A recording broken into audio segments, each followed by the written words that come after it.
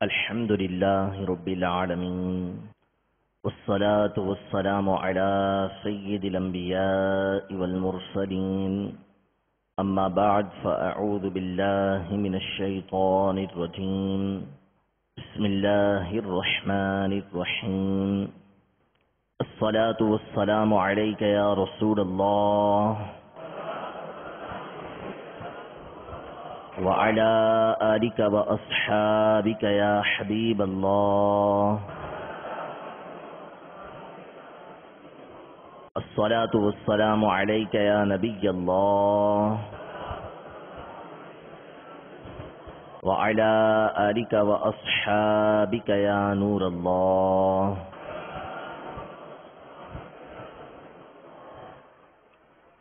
صلوا على الحبيب صلی اللہ تعالی علی محمد صلی اللہ تعالی علیہ وسلم۔ میٹھے میٹھے اسلامی بھائیوں اور مدنی چینل کے ناظرین، الحمدللہ عز و جل امیر اہل سنت بانی دعوت اسلامی حضرت علامہ مولانا الیاس الطار قادری دامت برکاتہم العالیہ کے فیضان اور دعوت اسلامی کی کرم نوازیوں کی وجہ سے الحمدللہ اللہ نے ہمیں یہ سعادت عطا فرمائی کہ ہم فرض علوم کی بہار مستقل لوٹنے میں کامیاب ہو رہے ہیں۔ اللہ تبارک و تعالی ہمیں آخر تک استقامت کے ساتھ اس کورس کے اندر آتے رہنے کی توفیق عطا فرمائے، اور جو باتیں یہاں پر ہم سنیں انہیں سمجھنے اور ان پر عمل پیرا ہونے کی اللہ تبارک و تعالی ہمیں توفیق عطا فرمائے۔ آج الحمدللہ ہمارا موضوع بڑا ہی تر و تازہ ہے، اور وہ موضوع ہے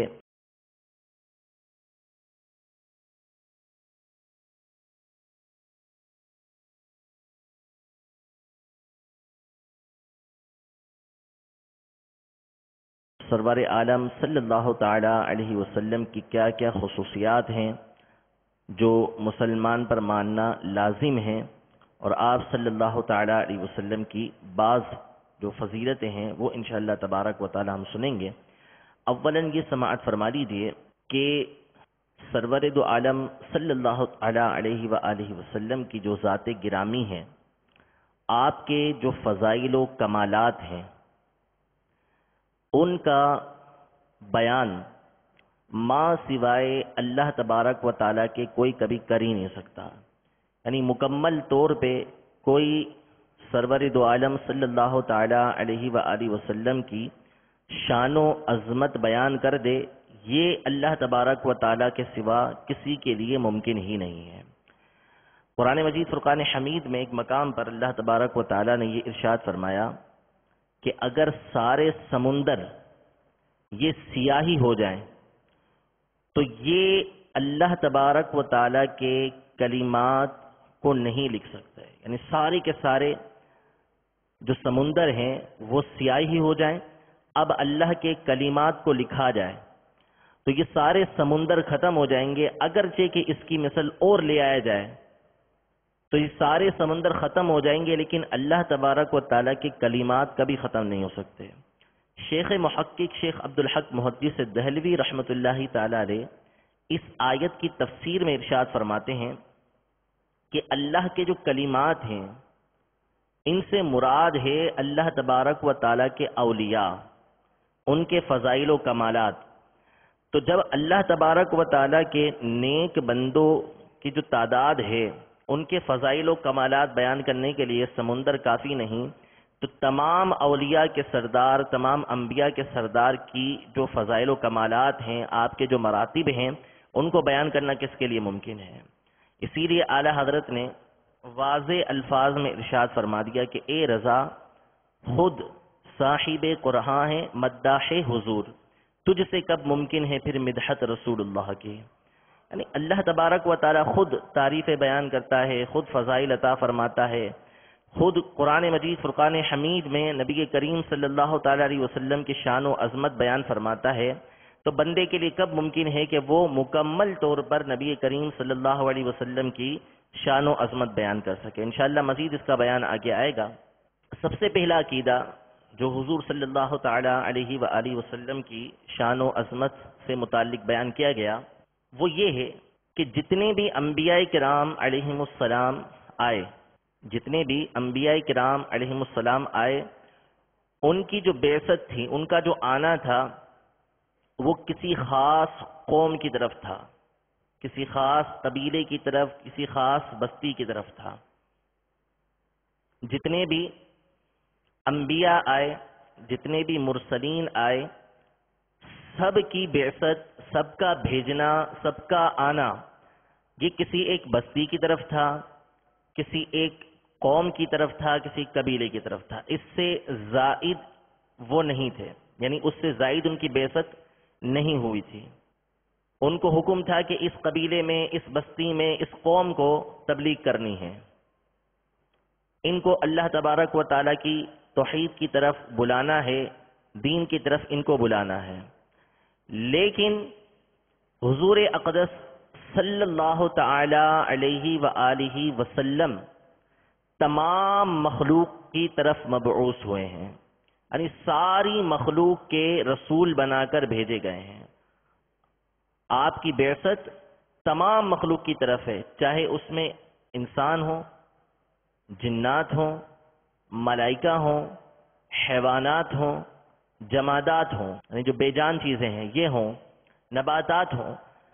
ساری کی ساری مخلوق کی طرف اللہ تبارک و تعالیٰ نے نبی کریم صلی اللہ تعالیٰ علیہ وسلم کو رسول بنا کر بھیجا ہے۔ یہ عقیدہ رکھنا ضروری ہے۔ قرآن مجید فرقان حمید کی سورہ سبا کی آیت نمبر 28 میں اللہ تبارک و تعالیٰ ارشاد فرماتا ہے، وَمَا أَرْسَلْنَاكَ إِلَّا كَافَّةً لِلنَّاسِ، اور اے محبوب ہم نے تم کو نہ بھیجا مگر ایسی رسالت سے جو تمام آدمیوں کو گھیر لے، تمام لوگوں کی طرف، چاہے مسلمان ہو چاہے کافر ہو، ہر ایک کی طرف اللہ نے نبی کریم صلی اللہ علیہ وسلم کو رسول بنا کر بھیجا۔ سورۃ الاعراف کی آیت نمبر 158 میں 158 میں اللہ تبارک و تعالیٰ ارشاد فرماتا ہے، قل یا ایھا الناس انی رسول اللہ الیکم جمیعا، ترجمہ کنز الایمان، تم فرماؤ اے لوگو میں تم سب کی طرف اس اللہ کا رسول ہوں۔ یعنی تمام لوگوں سے یہ ارشاد فرمایا کہ ان کو بیان کر دیجئے کہ مجھے ہر ایک کی طرف رسول بنا کر بھیجا گیا ہے۔ صحیح بخاری اور صحیح مسلم میں حضرت سیدنا جابر رضی اللہ تعالی عنہ سے مروی ہے، حدیث مبارکہ ہے، فرمایا وَكَانَ النَّبِيُّ يُبْعَثُ إِلَىٰ قَوْمِهِ خَاصَّةً وَبُعِثْتُ إِلَى النَّاسِ كُلِّهِ او کما قال علیہ الصلوۃ والسلام، یعنی ہر نبی کسی ایک خاص قوم کی طرف بھیجا جاتا تھا اور مجھے تمام لوگوں کی طرف بھیجا گیا ہے۔ صحیح مسلم میں حضرت سیدنا ابو ہریرہ رضی اللہ تعالی عنہ سے روایت ہے، وَأُرْسِلْتُ إِلَى الْخَلْقِ كَافَّةً، مجھے تمام مخلوق کی طرف رسول بنا کر بھیجا گیا ہے۔ تو یہ حضور علیہ الصلوۃ والسلام کی فضیلت ہے اور آپ صلی اللہ تعالی علیہ وسلم کے خصائص میں سے ہے، خصوصیات میں سے ہے کہ آپ صلی اللہ تعالی علیہ وسلم کو تمام مخلوقات کی طرف رسول بنا کر بھیجا گیا۔ اب آپ کی جو امت ہے اس کی دو قسمیں ہیں، ایک ہے امت اجابت، امت اجابت، الف جیم الف با تا، اجابت، امت اجابت، امت ساری ہے، از اول تا آخر سب حضور کی امت کے اندر ہے، لیکن امت کی قسمیں دو ہیں۔ ایک ہے امت اجابت، امت اجابت وہ ہوتی ہے کہ جس نے نبی کریم صلی اللہ تعالی علیہ وسلم کی لائی ہوئی دعوت کو قبول کیا، آپ کے لائے ہوئے دین کو قبول کر لیا، اس کو کہا جاتا ہے امت اجابت۔ جیسے سارے مسلمان ہیں، وہ مسلمان جو صحیح العقیدہ ہیں اور حضور علیہ الصلوۃ والسلام کی لائی ہوئی دعوت کو انہوں نے قبول کیا تو ان کو کہا جاتا ہے کہ یہ امت اجابت میں سے ہیں. اور دوسری ہے امت دعوت. امت دعوت یہ وہ امت ہے کہ جس نے حضور کی لائی ہوئی دعوت کو ابھی قبول نہیں کیا، جیسے کفار ہیں، تو ان کو امت دعوت کہا جاتا ہے. تو اعلی حضرت امام اہل سنت کی تحقیق کے مطابق حضور علیہ الصلوۃ والسلام کی جو بعثت ہے وہ جہاں انبیاء کرام علیہم السلام کی طرف ہوئی، دیگر انسانوں کی طرف ہوئی، جنات کی طرف ہوئی، ساتھ ہی ساتھ نبی کریم صلی اللہ علیہ وسلم یہ ملائکہ کے بھی رسول ہیں. ملائکہ بھی حضور صلی اللہ علیہ وسلم کی امت میں داخل ہیں. دوسرا عقیدہ حضور صلی اللہ تعالی علیہ وسلم کی ذات گرامی کے حوالے سے وہ یہ ہے کہ جس طرح انسان کے ذمے حضور صلی اللہ تعالی علیہ وسلم کی اطاعت فرض ہے، جس طرح انسان کے ذمے حضور صلی اللہ تعالی علیہ وآلہ وسلم کی اطاعت فرض ہے، یوں ہی ہر مخلوق پر حضور صلی اللہ تعالی علیہ وآلہ وسلم کی فرما برداری ضروری ہے. جس طرح ہر انسان کے ذمے حضور صلی اللہ علیہ وسلم کی اطاعت فرض ہے، یوں ہی ہر مخلوق پر حضور صلی اللہ تعالی علیہ وآلہ وسلم کی فرما برداری کرنا ضروری ہے. امام ابو نعیم رحمۃ اللہ تعالی علیہ فرماتے ہیں کہ من خصائصہ صلی اللہ تعالی علیہ وآلہ وسلم ان اللہ تعالی فرض طاعته علی العالم فرضا مطلقا لا شرط فیہ ولا استثناء. یعنی نبی کریم صلی اللہ تعالی علیہ وآلہ وسلم کی خصوصیات میں سے یہ ہے کہ اللہ تبارک و تعالی نے تمام مخلوق پر آپ کی اطاعت کو فرض قرار دیا. اس میں کوئی شرط نہیں، کوئی اس سے خارج نہیں. ہر ایک پر اللہ کے سوا ہر ایک پر لازم ہے کہ وہ نبی کریم صلی اللہ تعالی علیہ وسلم کی اطاعت و فرما برداری کرے گا. شیخ محقق شیخ عبدالحق محدث دہلوی رحمۃ اللہ تعالی علیہ فرماتے ہیں کہ جس طرح حیوانات یعنی انسان ہیں، جانور ہیں، سب کے سب حضور صلی اللہ تعالی علیہ وسلم کے حکم کے اطاعت گزار اور فرما بردار ہیں، اسی طرح جو نباتات ہیں یعنی اگنے والی چیزیں ہیں، سبزیاں ہیں، پودے ہیں، درخت ہیں، ان سب پر بھی حضور صلی اللہ تعالی علیہ وسلم کی اطاعت فرض ہے. فرماتے ہیں کہ یہ تو نباتات کے بارے میں کہ یہ اگتی ہیں، یہ ہو گئیں، ان پر تو ہے ہی فرض، یہ تو مطیع اور فرما بردار ہیں ہی. جو چیزیں جمادات ہیں، بے جان چیزیں ہیں، پتھر ہیں، ان پر بھی حضور صلی اللہ تعالی علیہ وسلم کی اطاعت فرض ہے اور یہ نبی کریم صلی اللہ تعالی علیہ وسلم کے مطیع اور فرما بردار ہیں. اسی لیے احادیث طیبہ میں جب ہم نبی کریم صلی اللہ تعالی علیہ وسلم کے معجزات پڑھتے ہیں کہ آپ نے جب کسی درخت کو بلایا تو وہ درخت اپنی جڑوں کے ساتھ چلتا ہوا حضور علیہ الصلوۃ والسلام کی بارگاہ میں حاضر ہو گیا. درختوں کو آپس میں ملنے کا حکم دیا، قضاء حاجت کے لیے تشریف لے گئے، پردہ کرنے کے لیے درختوں کو حکم دیا کہ آپس میں مل جائیں، تو وہ درخت آپس میں مل گئے. پتھر نبی کریم صلی اللہ تعالی علیہ وسلم کے حکم پر اللہ تبارک و تعالیٰ کا کلمہ پڑھنے لگ جائیں. چاند حضور علیہ الصلوۃ والسلام کے اشارے پہ 2 ٹکڑے ہو جائیں. سورج کو اشارہ کریں تو سورج واپسی آ جائے. تو یہ حضور علیہ الصلوۃ والسلام کے خصائص میں سے ہے کہ ہر ایک پر یہ بات لازم ہے کہ حضور علیہ الصلوۃ والسلام کی اطاعت و فرما برداری کرے گا. کوئی حضور علیہ الصلوۃ والسلام کی اطاعت و فرما برداری سے خارج نہیں ہے. اللہ تبارک و تعالی نے واضح الفاظ میں ارشاد فرما دیا، یا ایھا الذین آمنوا اطیعوا اللہ واطیعوا الرسول، اے ایمان والو اللہ کی اطاعت کرو اور اس کے رسول کی اطاعت کرو. اور ایک جگہ پہ واضح الفاظ میں ارشاد فرمایا، من یطع الرسول فقد اطاع اللہ، کہ جس نے رسول کی اطاعت کی تحقیق اس نے اللہ کی اطاعت کی، اس نے اللہ کی فرما برداری کی. اگلا عقیدہ حضور اقدس صلی اللہ تعالی علیہ وآلہ وسلم ملائکہ، انسان، جنات،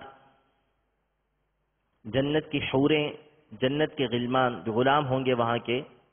وہ، حیوانات یعنی جو جاندار ہیں وہ، اور جمادات جو بے جان چیزیں ہیں. غرض تمام عالم کے لیے رحمت ہے، تمام عالم کے لیے رحمت ہے. ملائکہ، انسان ہوں، جنات ہوں، جنت کی حوریں ہوں، جنت کے غلمان ہوں، جاندار چیزیں ہوں، بے جان چیزیں ہوں، ہر ایک کے لیے نبی کریم صلی اللہ تعالی علیہ وآلہ وسلم رحمت بنا کر بھیجے گئے ہیں. اور رحمت وہ ہوتی ہے کہ جس کا ہر بندہ محتاج ہوتا ہے. بغیر رحمت کے کوئی زندہ نہیں رہ سکتا. رحمت کا ہر ایک محتاج ہے. رحمت کے بغیر کسی کا باقی رہنا ممکن نہیں ہے. قرآن مجید فرقان حمید میں سورۃ الانبیاء کی آیت نمبر 107 میں اللہ تبارک و تعالی ارشاد فرماتا ہے، وما ارسلناک الا رحمتا للعالمین، ترجمہ کنز الایمان، اور ہم نے تمہیں نہ بھیجا مگر رحمت سارے جہان کے لیے. یہاں پہ لفظ استعمال فرمایا رحمت للعالمین. عالمین یہ جمع ہے عالم کی، عالمین یہ جمع ہے عالم کی، یعنی لام کے اوپر زبر ہے. ایک عالم ہوتا ہے، دوسرا عالم ہوتا ہے. اولاً عالم کا مطلب کیا ہے یہ سمجھ لیں کہ اللہ کے سوا، اللہ کے سوا جتنی بھی چیزیں ہیں، اللہ کے سوا جتنی بھی چیزیں ہیں سب کے سب عالم میں داخل ہیں، سب عالم ہیں. اللہ کے سوا صرف اللہ کی ذات کے استثناء کے ساتھ اللہ کی ذات کو اس میں شامل نہیں کریں گے، باقی جتنی بھی چیزیں ہیں سب کے سب عالم ہیں. چاہے انسان ہو، جنات ہو، ملائکہ ہو، جنت ہو، دوزخ ہو، آخرت ہو، زمین ہو، آسمان ہو، کائنات کی ہر چیز جو ہے وہ عالم کے اندر داخل ہے.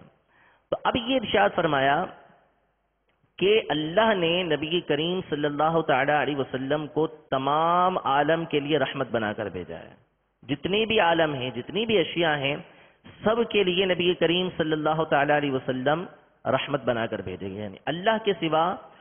کوئی بھی ایسا نہیں کہ جو نبی کریم صلی اللہ تعالی علیہ وسلم کے رحمت سے حصہ دار نہ بنا ہو. سب کو حصہ ملا ہے. علامہ آلوسی رحمۃ اللہ تعالی علیہ تفسیر روح المعانی میں اس آیت کی تفسیر میں ارشاد فرماتے ہیں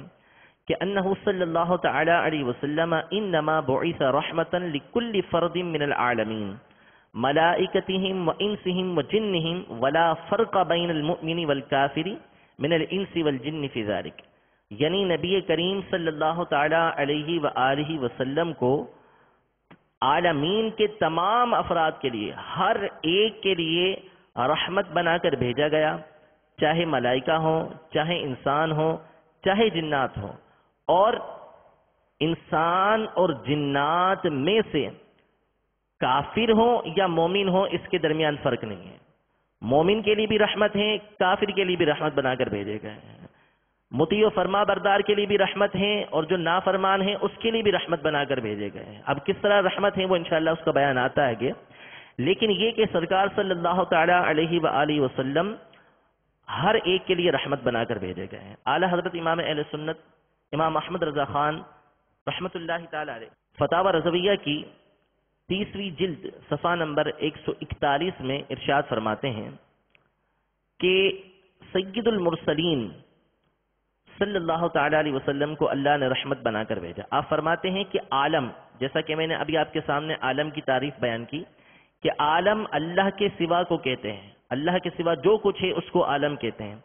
جس میں انبیاء اور ملائکہ سب داخل ہیں. تو لا جرم سید المرسلین صلی اللہ تعالی علیہ وسلم ان سب پر رحمت و نعمت رب الارباب ہوئے. یعنی عالم کے اندر ملائکہ بھی شامل ہیں، انبیاء بھی شامل ہیں. تو جب اللہ نے عالم فرما دیا تو اس کا مطلب یہ ہوا کہ ملائکہ کو اور انبیاء کو بھی نبی کریم صلی اللہ تعالی علیہ وسلم کی رحمت سے حصہ ملا ہے۔ پھر فرماتے ہیں کہ وہ سب حضور کی سرکار عالی، حضور کے دربار سے بہرہ مند و فیضیاب ہیں، حضور سے فیض حاصل کرتے ہیں۔ اسی لیے اولیاء کاملین و علماء عاملین وضاحت فرماتے ہیں کہ ازل سے ابد تک، ابتدا سے انتہا تک، ارض و سما میں، زمین و آسمان میں، دین و دنیا میں، روح و جسم میں، چھوٹی یا بڑی، بہت یا تھوڑی، جو نعمت و دولت کسی کو ملی یا اب ملتی ہے یا آئندہ ملے گی، سب حضور کی بارگاہ جہاں پناہ سے بٹتی ہے اور ہمیشہ بٹتی رہے گی۔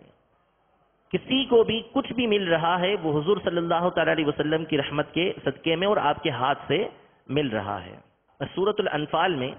کافروں کا یہ قول ذکر ہے کہ جس وقت نبی کریم صلی اللہ تعالی علیہ وآلہ وسلم نے ان کو دین حق کی طرف بلایا، اسلام کی دعوت دی اور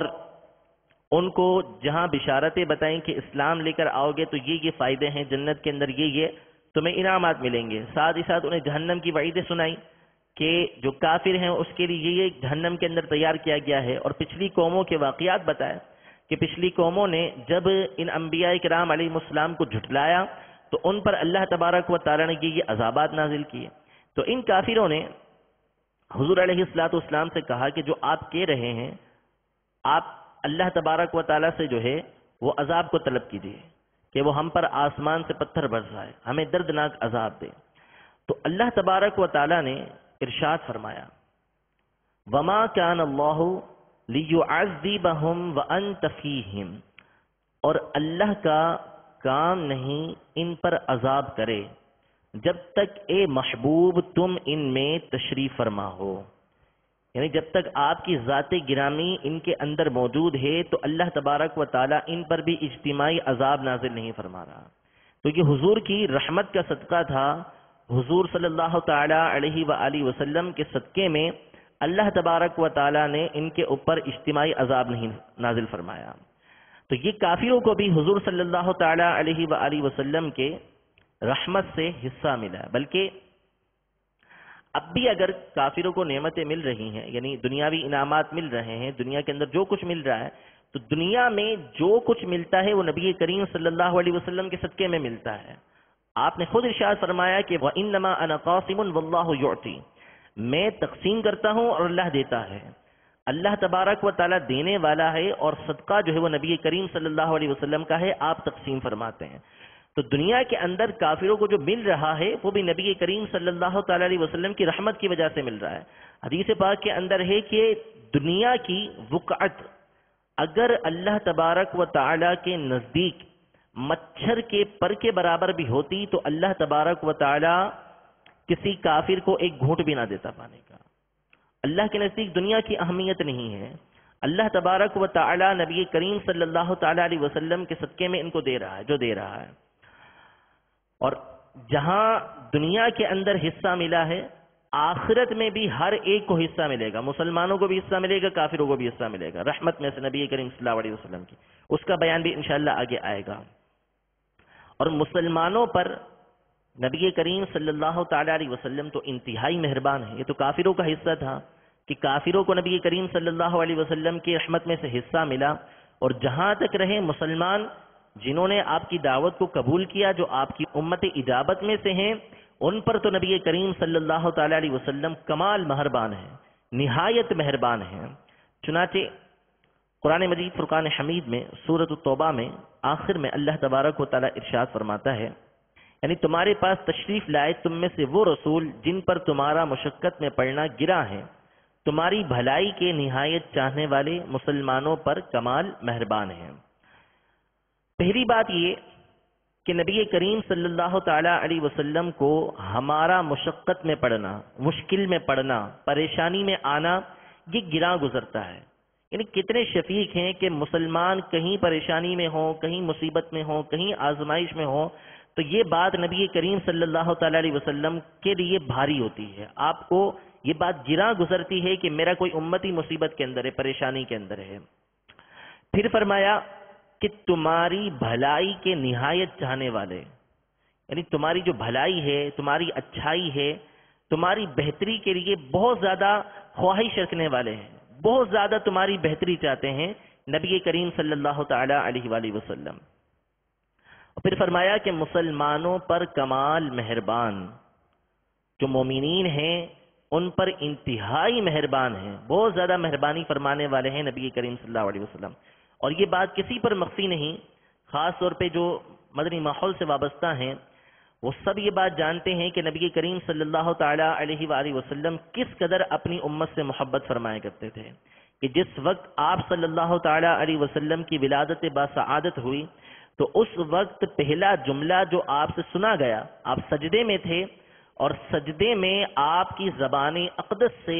جو الفاظ مبارکہ سنے گے وہ یہ تھے کہ ربی حبلی امتی، اے میرے رب میری امت کا معاملہ میرے حوالے فرما دے، اے میرے رب میری امت کا معاملہ میرے حوالے فرما دے۔ جب آپ معراج پہ تشریف لے گئے تو اللہ کی بارگاہ میں بھی بنیادی سوال آپ کا یہی تھا کہ اے میرے رب میری امت کا معاملہ میرے حوالے فرما دے۔ اللہ تبارک و تعالی کے لیے اپنی نیاز مندی پیش کر رہے ہیں کہ میری مالی عبادتیں، جانی عبادتیں ساری تیرے لیے ہیں۔ اللہ تبارک و تعالی آپ پر سلامتی نازل فرماتا ہے، اس وقت بھی آپ اپنی امت کے نیک بندوں کو یاد فرماتے ہیں۔ تو نبی کریم صلی اللہ تعالی علیہ وآلہ وسلم ہمیشہ مسلمانوں کی بھلائی چاہنے والے رہے، اور آپ صلی اللہ تعالی علیہ وآلہ وسلم ہمیشہ ہماری آخرت کی جو بھلائیاں تھیں، جو آخرت کے لیے ہمارے لیے انعامات ہیں، اس کی ترغیب کے لیے جہاں نیکی کی دعوت کو عام کرتے رہے، ساتھ ہی ساتھ ہمیشہ اللہ تبارک و تعالیٰ کی بارگاہ میں اس کے لیے دعائیں بھی کرتے رہے۔ آپ کے آنسو امت کی غمخواری کے اندر بہتے رہے، دین کی تبلیغ کے لیے آپ نے کیسی کیسی صعوبتیں اٹھائیں، کیسی کیسی تکلیفیں اٹھائیں، کن کن آزمائش میں مبتلا ہوئے، یہ آپ بیانات کے اندر سنتے رہتے ہیں۔ خود ارشاد فرماتے ہیں نبی کریم صلی اللہ علیہ وسلم، حدیث مبارکہ ہے کہ دین کی راہ کے اندر جتنا مجھے ستایا گیا اتنا کسی کو نہیں ستایا گیا، سب سے زیادہ نبی کریم صلی اللہ علیہ وسلم کو ستایا گیا۔ تو آج ہمارا ایمان بھی اس بات کا تقاضا کرتا ہے، ہمارا عشق بھی جس کے ہم دعوے دار ہیں اس بات کا تقاضا کرتا ہے کہ جس طرح نبی کریم صلی اللہ تعالی علیہ وسلم ہم پر مہربان ہیں، اسی طرح ہمیں نبی کریم صلی اللہ تعالی علیہ وآلہ وسلم کی جو خواہشات ہیں، آپ صلی اللہ تعالی علیہ وسلم جس بات کو پسند کرتے ہیں اس کو پورا کرنے کے لیے جو ہے وہ ہمیشہ کوششوں میں لگے رہنا چاہیے۔ آپ صلی اللہ تعالی علیہ وآلہ وسلم کی بعثت کا بنیادی مقصد لوگوں کو اللہ تبارک و تعالیٰ کی دین کی طرف بلانا تھا۔ اپنی امت کی خیر خواہی نبی کریم صلی اللہ تعالی علیہ وسلم کو سب سے زیادہ عزیز تھی۔ تو آج ہم بھی اپنا یہ مدنی ذہن بنائیں کہ آج ہم اس مدنی کورس کے اندر، فرض علوم کورس کے اندر حاضر ہوئے ہیں، تو اپنا یہ ذہن بنائیں کہ جس طرح نبی کریم صلی اللہ تعالی علیہ وسلم نے دین اسلام کی خاطر ہمارے لیے طرح طرح کی قربانیاں دیں، ہم بھی انشاءاللہ تبارک و تعالی اپنے نبی کریم صلی اللہ تعالی علیہ وسلم اور ان کے رب عز و جل کو راضی کرنے کے لیے دین کی خاطر قربانیاں دیں گے، اور انشاءاللہ تبارک و تعالی نہ صرف مالی قربانیاں دیں گے بلکہ اپنے وقت کی قربانی دے کر انشاءاللہ مدنی قافلوں کے اندر بھی سفر کریں گے انشاءاللہ عز و جل۔ اللہ تبارک و تعالی ہم سب کو نبی کریم صلی اللہ تعالی علیہ وآلہ وسلم کی سچی فرما برداری کی توفیق عطا فرمائے۔ اگلا عقیدہ کہ حضور خاتم النبیین ہیں، سب سے آخری نبی ہیں، یعنی اللہ عز و جل نے سلسلہ نبوت کا جو سلسلہ ہے وہ حضور صلی اللہ تعالی علیہ وسلم پر ختم کر دیا۔ اب حضور کے زمانے میں یا حضور کے بعد کوئی نیا نبی نہیں ہو سکتا، سب سے آخری نبی حضور صلی اللہ تعالی علیہ وسلم ہیں، آپ پر سلسلہ نبوت ختم، نہ آپ کے زمانے میں کوئی نبی ہو سکتا تھا نہ اب کوئی نیا نبی ہو سکتا ہے۔ جو حضور صلی اللہ تعالی علیہ وآلہ وسلم کے بعد کسی کو نبوت کا ملنا مانے، یعنی اس بات کا عقیدہ رکھے کہ نعوذ باللہ حضور علیہ الصلوۃ والسلام کے بعد کسی کو نبوت ملی، یا یہ عقیدہ رکھے کہ کسی کو نبوت مل سکتی ہے اس کو جائز مانے وہ دائرہ اسلام سے خارج ہے، کافر ہے۔ نبوت کا ملنا یا نبوت کے ملنے کو جائز جاننا یہ کفر ہے۔ سورۃ الاحزاب کی آیت نمبر 40 میں اللہ تبارک و تعالی ارشاد فرماتا ہے، ما کان محمد ابا احد من رجالکم ولکن رسول اللہ وخاتم النبیین وکان اللہ بکل شیء علیما۔ محمد تمہارے مردوں میں سے کسی کے باپ نہیں، ہاں اللہ کے رسول اور سب نبیوں میں پچھلے، یعنی سب سے آخری، اور اللہ سب کچھ جانتا ہے۔ تو اس آیت کریمہ میں اللہ تبارک و تعالی نے واضح الفاظ میں ارشاد فرما دیا کہ نبی کریم صلی اللہ تعالی علیہ وسلم یہ سب سے آخری نبی ہیں، کوئی اب ان کے بعد نبی نہیں ہو سکتا۔ صحیح بخاری کی حدیث مبارکہ ہے، حضور علیہ الصلوۃ والسلام ارشاد فرماتے ہیں، انا خاتم النبیین، میں سب سے آخری نبی ہوں۔ اور ترمذی کی حدیث میں ہے کہ انا خاتم النبیین لا نبی بعدی، میں سب سے آخری نبی ہوں، میرے بعد کوئی نبی نہیں۔ ساتھ ہی ساتھ یہ ذہن میں رکھ لیجیے کہ جس طرح اس بات کو ماننا ضروری ہے کہ حضور علیہ الصلوۃ والسلام کے بعد کوئی نبی نہیں ہو سکتا، اسی طرح جو خاتم النبیین کا معنی ہے، خاتم النبیین کا جو معنی ہے جس کو ساری امت نے یہ مانا جانا ہے کہ حضور کے بعد کوئی نبی نہیں ہو سکتا، کسی طرح کا کوئی نبی نہیں ہو سکتا، اسی معنی کو سمجھ کے اسی معنی پر ایمان رکھنا ضروری ہے۔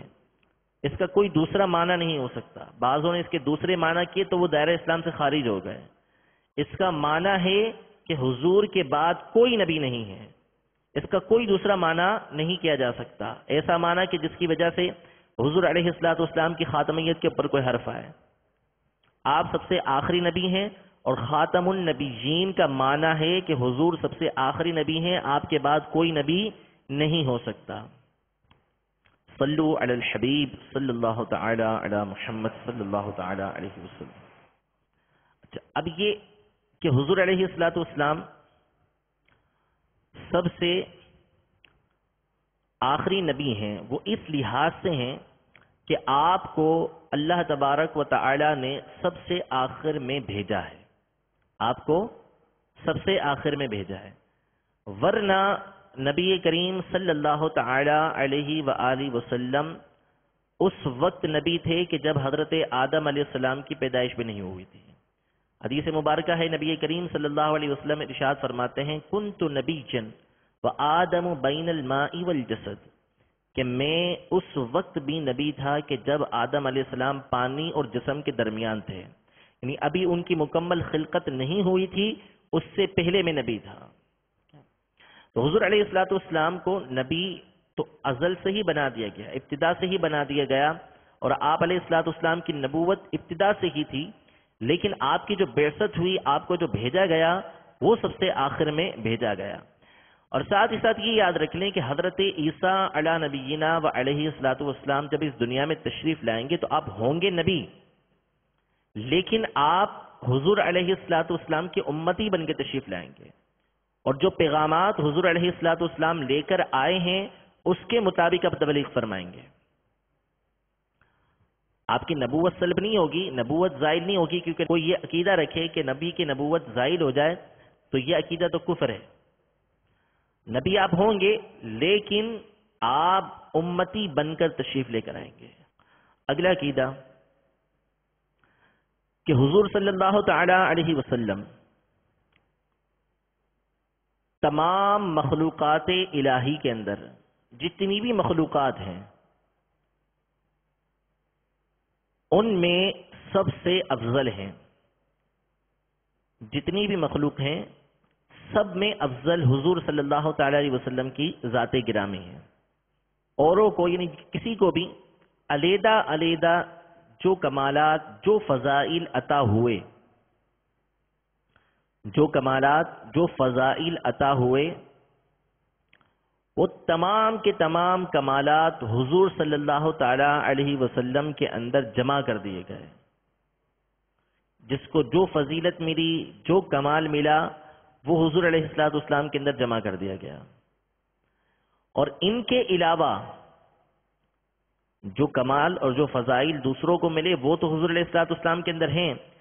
ان کے علاوہ حضور صلی اللہ تعالی علیہ وسلم کو وہ کمالات ملے جن میں کسی کا کوئی حصہ نہیں ہے، صرف حضور ہی کو ملے، کسی اور کو ملا ہی نہیں۔ جیسے خاتم النبیین کا منصب ہے، خاتم النبیین کی فضیلت ہے، یہ حضور علیہ الصلوۃ والسلام کے ساتھ خاص ہے، کوئی دوسرا خاتم النبیین ہو ہی نہیں سکتا۔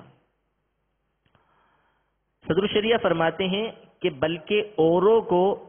جو کچھ ملا حضور صلی اللہ تعالی علیہ وسلم کے طفیل ملا، آپ کے صدقے میں ملا، بلکہ طفیل ہی نہیں، حضور صلی اللہ تعالی علیہ وسلم کے دست اقدس سے ملا۔ جس کو کوئی فضیلت ملی وہ حضور علیہ الصلوۃ والسلام کے دست اقدس سے عطا ہوئی۔ اس پر بے شمار دلائل قرآن مجید فرقان حمید میں اور احادیث طیبہ میں، اور جو پچھلی کتابیں گزری ہیں قرآن مجید فرقان حمید سے پہلے، ان تمام کے اندر اس کے دلائل تفصیل کے ساتھ ذکر ہیں کہ اللہ تبارک و تعالی نے سب سے زیادہ افضل، سب سے زیادہ فضیلتیں اور سب سے افضل جس ہستی کو بنایا وہ نبی کریم صلی اللہ تعالی علیہ وسلم کی ذات گرامی ہے۔ اعلی حضرت امام اہل سنت امام احمد رضا خان رحمۃ اللہ تعالی علیہ سے سوال کیا گیا، کسی نے سوال بھیجا کہ ہمارے یہاں بعض لوگوں نے وسوسہ ڈالا ہے کہ حضور علیہ الصلوۃ والسلام یہ سب سے افضل نہیں ہے، اس پر کوئی دلیل نہیں ہے قرآن و حدیث سے کہ حضور سب سے افضل ہوں، تو آپ اس کا جواب ارشاد فرمائیں۔ اعلی حضرت امام اہل سنت کے پاس یہ سوال آیا، آپ مصروف بہت تھے، آپ نے ارشاد فرمایا کہ کچھ دلائل میں ذکر کرتا ہوں قرآن و حدیث سے، پھر اس کے بعد آپ نے کئی آیتیں لکھی اور 100 احادیث طیبہ یہ ذکر کی، اور جو انبیاء کرام کے اقوال تھے ان کو ذکر کیا۔ ان تمام اقوال اور ان تمام احادیث کی روشنی میں آپ نے اس بات کو ثابت فرمایا کہ تمام مخلوق میں، تمام انبیاء میں سب سے افضل ہستی نبی کریم صلی اللہ تعالی علیہ وسلم کی ہے۔ اور یہ لکھ کر آپ نے ارشاد فرمایا کہ یہ تو میں نے انتہائی جلدی کے اندر لکھ لیا، فرصت کم تھی، اس لیے اگر میں اس پر دلائل جمع کرتا تو کئی جلدیں جمع ہو جاتی ہیں کہ حضور علیہ الصلوۃ والسلام تمام انبیاء سے افضل ہے۔ آپ کے اس رسالے کا نام تجلی الیقین ہے، تجلی الیقین بان نبینا سید المرسلین، کہ نبی کریم صلی اللہ تعالی علیہ وسلم تمام انبیاء کے سردار ہیں۔ اس بات پر آپ نے یہ رسالہ تحریر فرمایا، فتاوی رضویہ کی 30ویں جلد کے اندر یہ رسالہ موجود ہے۔ اس میں سے بعض دلائل جو آپ نے ذکر کیے وہ میں آپ کے سامنے عرض کرتا ہوں کہ حضور صلی اللہ تعالی علیہ وسلم کی یہ خصوصیت ہے، آپ کی یہ خصوصیت ہے کہ اللہ تبارک و تعالی نے آپ صلی اللہ تعالی علیہ وسلم کی جان مبارک کی قسم یاد فرمائی ہے، جان مبارک کی قسم یاد فرمائی ہے۔ پہلے یہ قاعدہ سماعت فرما لیجئے کہ اللہ تبارک و تعالی جب کسی شے کی، جب کسی چیز کی قرآن مجید میں قسم یاد فرماتا ہے، قسم بیان کرتا ہے، جس کو ہم قسم کھانا کہتے ہیں، تو اللہ تبارک و تعالی جب کسی شے کی، کسی چیز کی قسم بیان فرماتا ہے تو اس چیز کی عظمت بیان کرنا مقصود ہوتا ہے۔ اس میں جو حکمت ہوتی ہے وہ ہوتی ہے کہ اس چیز کی عظمت لوگوں کے سامنے واضح کی جائے۔ آپ قسم کھاتے ہیں، اپنی ماں کی قسم کھائیں گے جو درست بھی نہیں ہے، اپنے بیٹے کی قسم کھائیں گے، اسی لیے شریعت مطہرہ نے اللہ تبارک و تعالیٰ کے نام، اللہ تعالیٰ کی ذات اور اس کی صفات کی قسم ہی کو مقرر فرمایا کہ اسی کی قسم کھائی جائے۔ تو قسم جب کسی چیز کی یاد فرمائی جاتی ہے اللہ تبارک و تعالیٰ کی طرف سے، جب اللہ تبارک و تعالیٰ کسی چیز کی قسم بیان کرتا ہے کہ مجھے اس چیز کی قسم، تو مقصد اور اس میں حکمت یہ ہوتی ہے کہ لوگوں کے سامنے اس چیز کی اہمیت واضح ہو جائے۔ تو نبی کریم صلی اللہ تعالی علیہ وآلہ وسلم کی ہستی وہ ہستی ہے، وہ ذات ہے کہ اللہ تبارک و تعالی نے قرآن مجید فرقان حمید میں سورۃ الحجر کے اندر نبی کریم صلی اللہ تعالی علیہ وسلم سے ارشاد فرمایا، لعمرک، اے محبوب تیری جان کی قسم۔ اور آپ کی فضیلت یہ ہے کہ اللہ تبارک و تعالی نے آپ صلی اللہ تعالی علیہ وآلہ وسلم جس شہر کے اندر تشریف فرما تھے اس شہر کی قسم یاد فرمائی ہے۔ سورۃ البلد کی پہلی اور دوسری آیت میں اللہ تبارک و تعالی ارشاد فرماتا ہے لا اقسم بهذا البلد وانت حل بهذا البلد،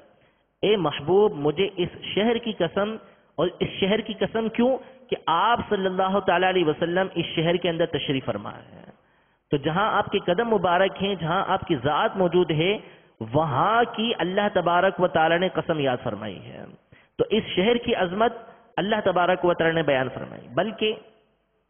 حضور صلی اللہ تعالی علیہ وآلہ وسلم جس زمانے کے اندر تشریف فرماتے ہیں، جو آپ کا مبارک زمانہ تھا، اللہ تبارک و تعالی نے اس زمانے کی قسم یاد فرمائی ہے۔ سورۃ العصر کی پہلی آیت میں فرمایا والعصر، مجھے اس مبارک زمانے کی قسم۔ بلکہ اس سے بھی آگے چلیے، اعلیٰ حضرت امام اہل سنت فرماتے ہیں کہ نبی کریم صلی اللہ علیہ وسلم کی ذات وہ ہے کہ حضور کی جو گفتگو ہے، آپ کا جو کلام ہے، اللہ تبارک و تعالی نے اس کی بھی قسم یاد فرمائی ہے۔ چنانچہ سورۃ الزخرف کی آخری آیت کے اندر ارشاد فرمایا وقیلہ، حضور کے فرمان کی قسم، آپ کے قول کی قسم۔ تو یہ حضور کی خصوصیت ہے کہ آپ صلی اللہ تعالی علیہ وآلہ وسلم کی جان کی، آپ کے زمانے کی، آپ کے شہر کی، آپ کے کلام کی اللہ تبارک و تعالی نے قرآن مجید فرقان حمید میں قسم یاد فرمائی۔ دوسری فضیلت اور دوسری دلیل جو اللہ تبارک و تعالی نے، اور یہ شرعی مسئلہ بھی ہے، اللہ تبارک و تعالی نے جو بیان فرمائی ہے قرآن مجید فرقان حمید کے اسلوب سے، قرآن مجید فرقان حمید کے کلام سے جو ہمیں واضح ملتی ہے، وہ یہ ہے کہ جتنے بھی انبیاء کرام علیہم السلام اس دنیا کے اندر تشریف لے کر آئے، سب کو قرآن مجید فرقان حمید میں، یعنی جن جن کا ذکر کیا اللہ تبارک و تعالی نے قرآن مجید میں، ان کو اللہ تبارک و تعالی نے ان کے نام کے ساتھ یاد فرمایا، ان کو اللہ نے ان کے نام کے ساتھ یاد فرمایا، جیسے یا آدم اے آدم، یا نوح اے نوح، یا ابراہیم اے ابراہیم، یا موسیٰ اے موسیٰ، یا عیسیٰ اے عیسیٰ، یہ نام لے کر اللہ تبارک و تعالی نے یاد فرمایا۔ لیکن پورے قرآن مجید فرقان حمید کا مطالعہ فرمائیں، اللہ تبارک و تعالی نے کہیں بھی نبی کریم صلی اللہ تعالی علیہ وسلم کو یا محمد نہیں فرمایا، بلکہ جہاں بھی حضور علیہ الصلوۃ والسلام کا تذکرہ ہوا، حضور علیہ الصلوۃ والسلام کو مخاطب فرمایا، تو اس وقت اللہ تبارک و تعالی نے کہیں تو فرمایا یا ایھا النبی، اے غیب بتانے والے، یا ایھا الرسول، اے رسول، یا ایھا المزمل، اے چادر اوڑے ہوئے، یا ایھا المدثر، اے بالا پوش اوڑے ہوئے۔ تو حضور علیہ الصلوۃ والسلام کے جتنے بھی مقامات پر اللہ تبارک و تعالی نے خطاب فرمایا، تو ہر مقام پر اللہ تبارک و تعالی نے حضور کے اوصاف کا ذکر کیا، حضور کی صفتوں کا ذکر کیا۔ کہیں بھی اللہ تبارک و تعالی نے نبی کریم صلی اللہ تعالی علیہ وسلم کو آپ کے نام گرامی سے نہیں پکارا۔ یہ حضور کی فضیلت ہے، اور یہ شرعی مسئلہ ہے کہ حضور صلی اللہ تعالی علیہ وسلم کو جب پکاریں گے تو یا رسول اللہ کہیں گے، یا خاتم النبیین کہیں گے، یا حبیب اللہ کہیں گے، یا نبی اللہ کہیں گے، یا نور اللہ کہیں گے۔ آپ کے جو اوصاف ہیں ان کے ساتھ پکاریں گے۔ یا محمد کہہ کے پکارنا، نام لے کے پکارنا، یہ جائز نہیں ہے، نام لے کے پکارنا درست نہیں ہے، بلکہ آپ کو آپ کے اوصاف کریمہ کے ساتھ جن سے اللہ تبارک و تعالی نے پکارا ان کے ساتھ پکارا جائے گا۔ سورہ نور کی آخری آیت میں، آخری سے پہلی والی آیت میں اللہ تبارک و تعالی ارشاد فرماتا ہے لا تجعلوا دعاء الرسول بینکم کدعاء بعضکم بعضا، یعنی ایک دوسرے کو جیسے پکارتے ہو ایسے رسول کو نہ پکارو، ایک دوسرے کا نام لے کے پکارتے ہو ویسے رسول کو نہ پکارو۔ اس کی تفسیر میں علماء نے ارشاد فرمایا ولیکن قولوا یا خاتم النبیین یا رسول اللہ یا حبیب اللہ، بلکہ آپ کو خاتم النبیین کہہ کے، آپ کو رسول اللہ کہہ کے، آپ کو حبیب اللہ کہہ کے اس طرح پکارو۔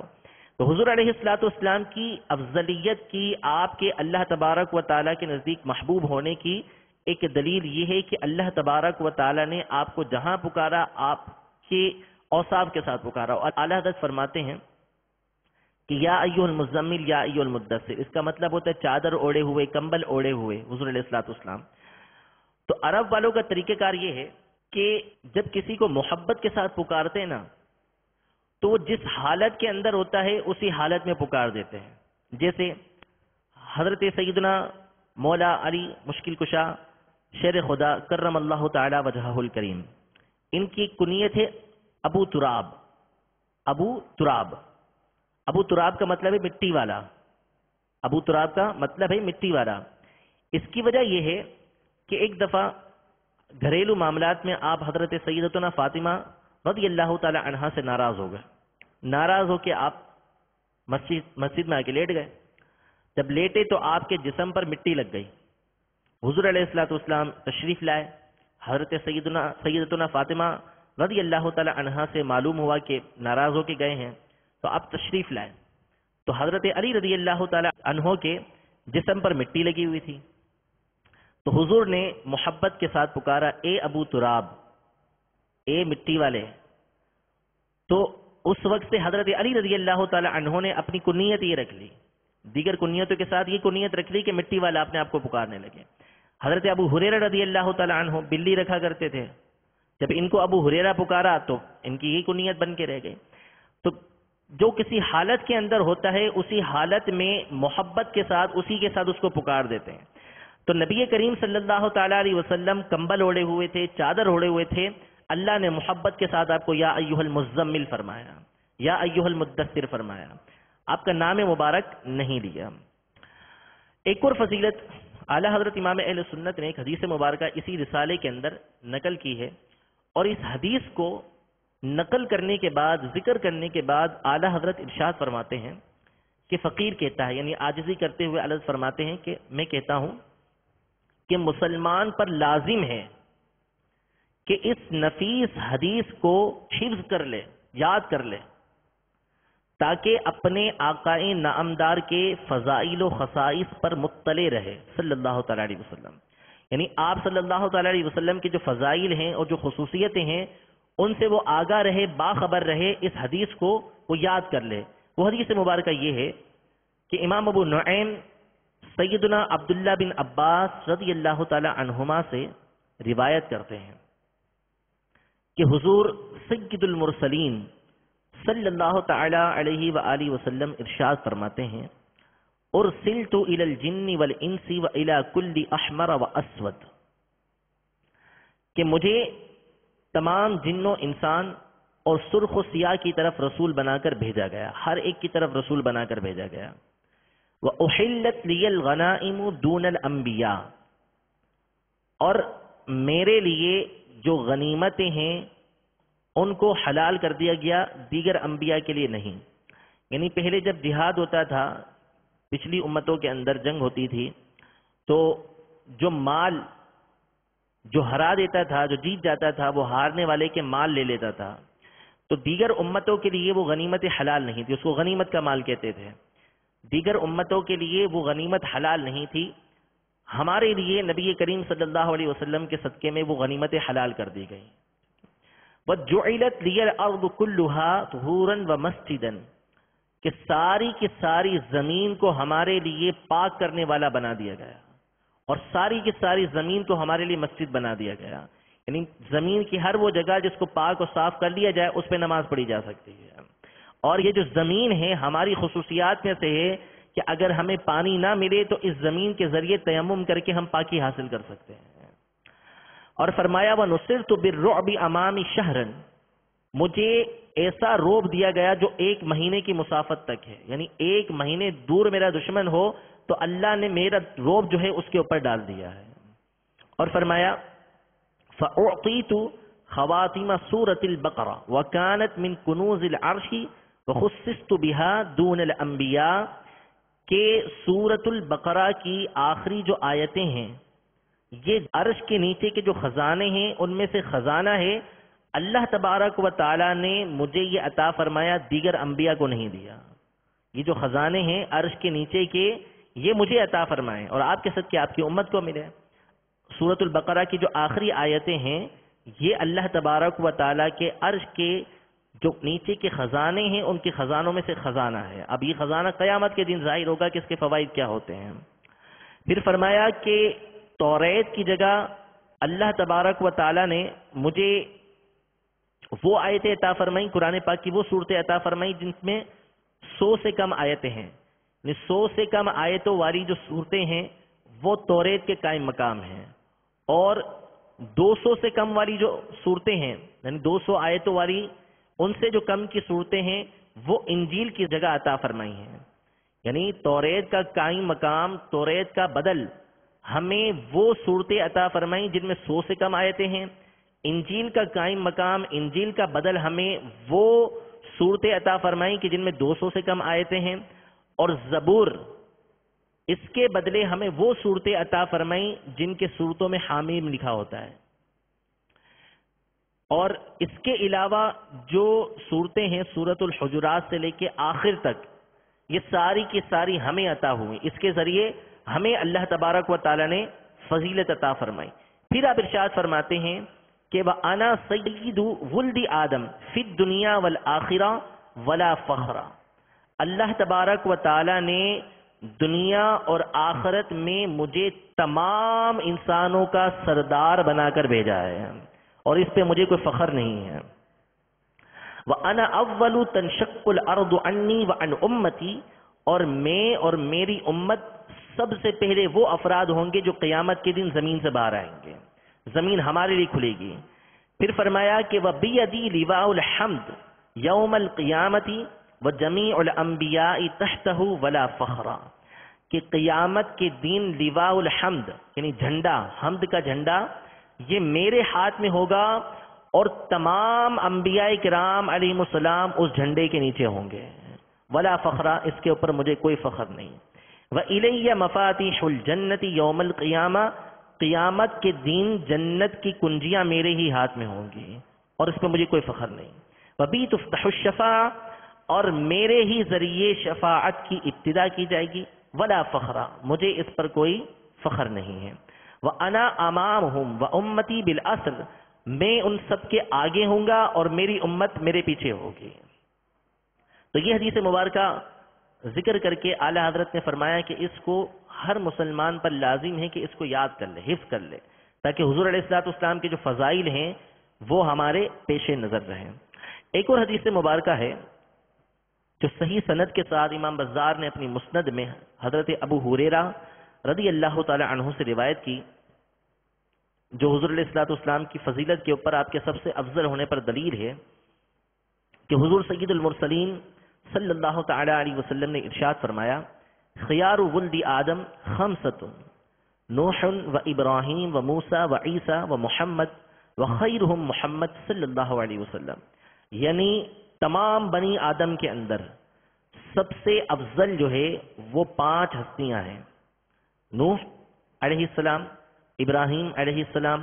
موسیٰ علیہ السلام، عیسیٰ علیہ السلام اور محمد صلی اللہ علیہ وسلم، اور فرمایا کہ ان میں، ان 5 میں سب سے افضل محمد صلی اللہ تعالی علیہ وسلم ہے۔ یہ حدیث مبارکہ بھی نبی کریم صلی اللہ تعالی علیہ وسلم کی افضلیت کی دلیل ہے۔ اللہ تبارک و تعالی ہم سب کے اس عقیدے کو بھی سلامت رکھے، اور تمام اسلامی بھائیوں سے بھی یہ عرض کروں گا کہ مدنی چینل کے ناظرین سے بھی یہ عرض ہے کہ اعلیٰ حضرت کے اس رسالے کو ضرور مطالعہ فرمائیں، کہ اس رسالے کے اندر اس کو پڑھ کے انشاءاللہ تبارک و تعالی آپ کے عشق کے اندر اضافہ ہوگا۔ تجلی الیقین آپ کے اس رسالے کا نام ہے، اور اس میں لطف یہ ہے، کرم یہ ہے اعلیٰ حضرت کا کہ جہاں اعلیٰ حضرت نے عربی عبارتیں لکھی ہیں، عربی حدیثیں لکھی ہیں، ساتھ ہی ساتھ خود ہی آپ نے اس کا ترجمہ بھی فرما دیا ہے، تو جو اردو جانتے ہیں ان کے لیے اس میں بھی آسانی ہے۔ اگلا عقیدہ، یہ بات محال ہے، ناممکن ہے کہ حضور صلی اللہ تعالی علیہ وسلم کا کوئی مثل ہو، حضور صلی اللہ تعالی علیہ وسلم کے جیسا کوئی ہو، یہ محال ہے۔ کوئی بھی حضور صلی اللہ تعالی علیہ وآلہ وسلم جیسا نہیں ہو سکتا۔ اگلا عقیدہ، حضور صلی اللہ تعالی علیہ وسلم کو اللہ تعالی نے محبوبیت کبریٰ، سب سے بڑا محبوب کا مرتبہ، اس سے اللہ تبارک و تعالی نے نبی کریم صلی اللہ علیہ وسلم کو سرفراز فرمایا، یعنی سب سے زیادہ جو اللہ کی بارگاہ میں محبوب ہیں، سب سے زیادہ محبوبیت کا جو درجہ حاصل ہوا وہ نبی کریم صلی اللہ تعالی علیہ وسلم کو حاصل ہوا ہے۔ بحر شریعت کے اندر صدر الشریعہ بدر الطریقہ اس عقیدے کو لکھنے کے بعد ارشاد فرماتے ہیں کہ تمام مخلوق جو یا رضائے مولا ہے، یعنی ساری کی ساری مخلوق یہ اللہ تبارک و تعالی کی رضا چاہتی ہے. ساری کی ساری مخلوق اللہ تبارک و تعالی کی رضا چاہتی ہے، اور اللہ عز و جل طالب رضائے مصطفیٰ صلی اللہ تعالی علیہ وسلم ہے. یعنی اللہ تبارک و تعالی نبی کریم صلی اللہ تعالی علیہ وسلم کی رضا چاہتا ہے. اور یہ بات قرآن مجید فرقان حمید اور احادیث طیبہ سے ثابت ہے. سورہ ضحیٰ کی آیت نمبر 5 میں اللہ تبارک و تعالی نے ارشاد فرمایا وَلَسَوْفَ يُعْطِيكَ رَبُّكَ فَتَرْضَى. ترجمہ کنز ایمان، اور بے شک قریب ہے کہ تمہارا رب تمہیں اتنا دے گا کہ تم راضی ہو جاؤ گے.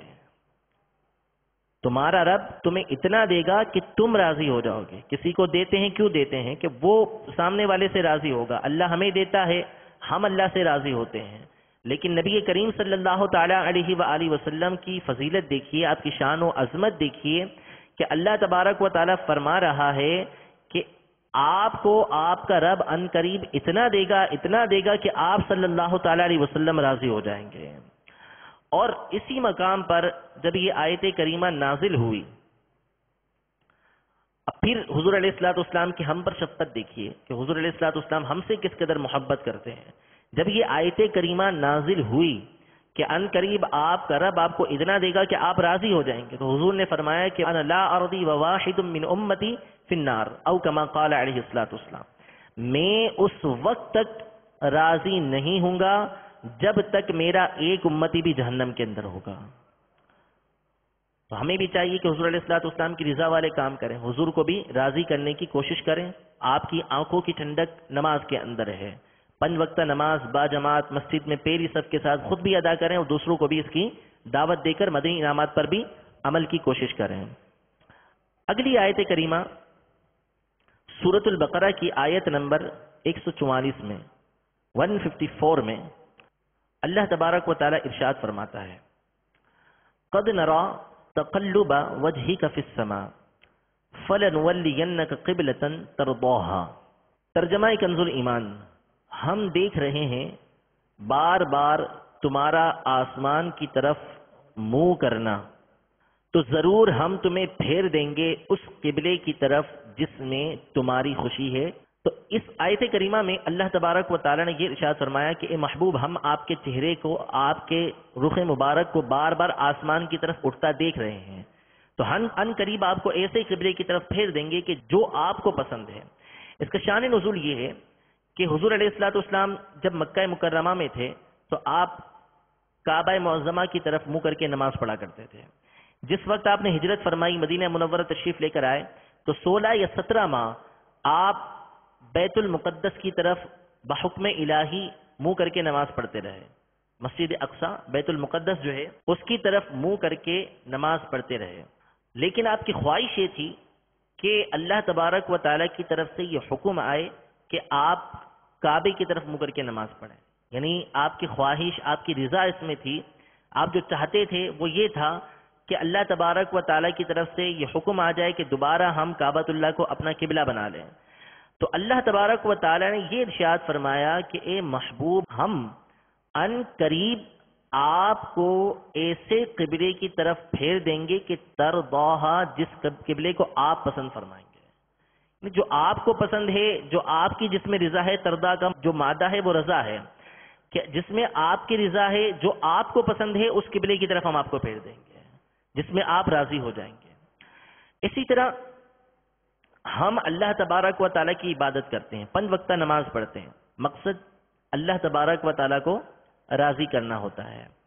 سورہ طٰہٰ کی آیت نمبر 31 میں اللہ تبارک و تعالیٰ ارشاد فرماتا ہے فَاصْبِرْ عَلَى مَا يَقُولُونَ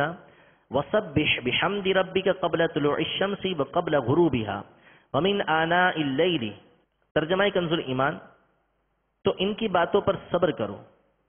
اور اپنے رب کو سراہتے ہوئے اس کی پاکی بولو، سورج چمکنے سے پہلے اور اس کے ڈوبنے سے پہلے، اور رات کی گھڑیوں میں اس کی پاکی بولو، اور دن کے کناروں پر اس امید پر کہ تم راضی ہو. تو اس آیت کے اندر اللہ تبارک و تعالی نے 5 وقتہ نمازوں کی طرف اشارہ فرمایا کہ 5 وقتہ نماز پڑھو. اور 5 وقتہ نماز پڑھنے کے بعد آخر میں یہ ارشاد فرمایا لعلک ترضی کہ آپ راضی ہو جائیں، اس امید پر کہ آپ راضی ہو جائیں۔ مفتی احمد یار خان نعیمی رحمۃ اللہ تعالی علیہ اس آیت کی تفسیر میں ارشاد فرماتے ہیں کہ اس آیت سے معلوم ہوا کہ ہمارا مقصد نماز پڑھنے کا جدا ہے اور حضور کی نماز کا مقصد جدا ہے۔ حضور کی جو نماز ہے اس کا مقصد جدا ہے، اس میں ترقی درجات ہوتے ہیں۔ تو حضور کی نمازیں بھی اس میں کہ اللہ تبارک و تعالی حضور سے فرما رہا ہے کہ آپ راضی ہو جائیں۔ ایک حدیث مبارکہ ہے جسے امام رازی نے تفسیر کبیر کے اندر نقل فرمایا ہے کہ اللہ تبارک و تعالی ارشاد فرمائے گا کلہم یطلبون رضائی وانا اطلب رضاک یا محمد، اے محمد صلی اللہ تعالی علیہ وسلم، یہ قیامت کے دن کا واقعہ ہوگا کہ تمام مخلوق سب کی سب میری رضا چاہتی ہے، میری رضا طلب کرتی ہے اور میں آپ کی رضا طلب کرتا ہوں۔ صحیح مسلم کی حدیث مبارکہ ہے حضرت سیدتنا عائشہ صدیقہ رضی اللہ تعالی عنہا نے حضور صلی اللہ تعالی علیہ وسلم کی بارگاہ میں عرض کی، یا رسول اللہ صلی اللہ تعالی علیہ وسلم میں دیکھتی ہوں کہ اللہ تعالی آپ کی خواہش کو پورا فرمانے میں جلدی فرماتا ہے، یعنی جلد سے جلد آپ کی خواہش کو اللہ تبارک و تعالی پورا کر دیتا ہے۔ اگلا عقیدہ، تمام مخلوق اولین و آخرین، ساری کی ساری مخلوق یہاں تک کہ حضرت ابراہیم علیہ السلام، یہ سب کی سب حضور علیہ السلام کی نیازمند یعنی محتاج ہے، سب حضور علیہ السلام کی بارگاہ میں حاضر ہونے والے ہیں۔ کسی کو وہ حضور علیہ السلام سے یہ نہیں کہ وہ ان سے حضور سے مستغنی ہو جائے، حضور علیہ السلام سے ہٹ کے کچھ کر لے، سب حضور علیہ السلام کی بارگاہ کے محتاج ہیں، یہاں تک کہ حضرت سیدنا خلیل اللہ جو حضور علیہ السلام کے بعد سب سے افضل ہیں، وہ بھی حضور علیہ السلام کے نیازمند ہیں۔ اگلا عقیدہ، حضور علیہ السلام کے لیے ہر طرح کی شفاعت ثابت ہے،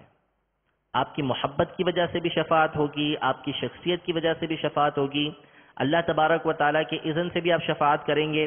ہر طرح کی شفاعت جو ہے وہ حضور علیہ السلام کے لیے ثابت ہے، اور جو حضور کی کسی طرح کی بھی شفاعت کا انکار کرے وہ گمراہ ہے۔ حضور علیہ السلام کی شفاعت کا انکار کرنے والا گمراہ ہے۔ اور یہ بھی یاد رکھیے، یہ بھی عقیدہ ہے کہ جو منصب شفاعت ہے، شفاعت کا جو منصب ہے، یہ حضور صلی اللہ تعالی علیہ وسلم کو دیا جا چکا ہے، آپ کو شفاعت کا منصب مل چکا ہے۔ اگلا عقیدہ کہ حضور صلی اللہ تعالی علیہ وسلم کی محبت یہ ایمان کا دار و مدار ہے،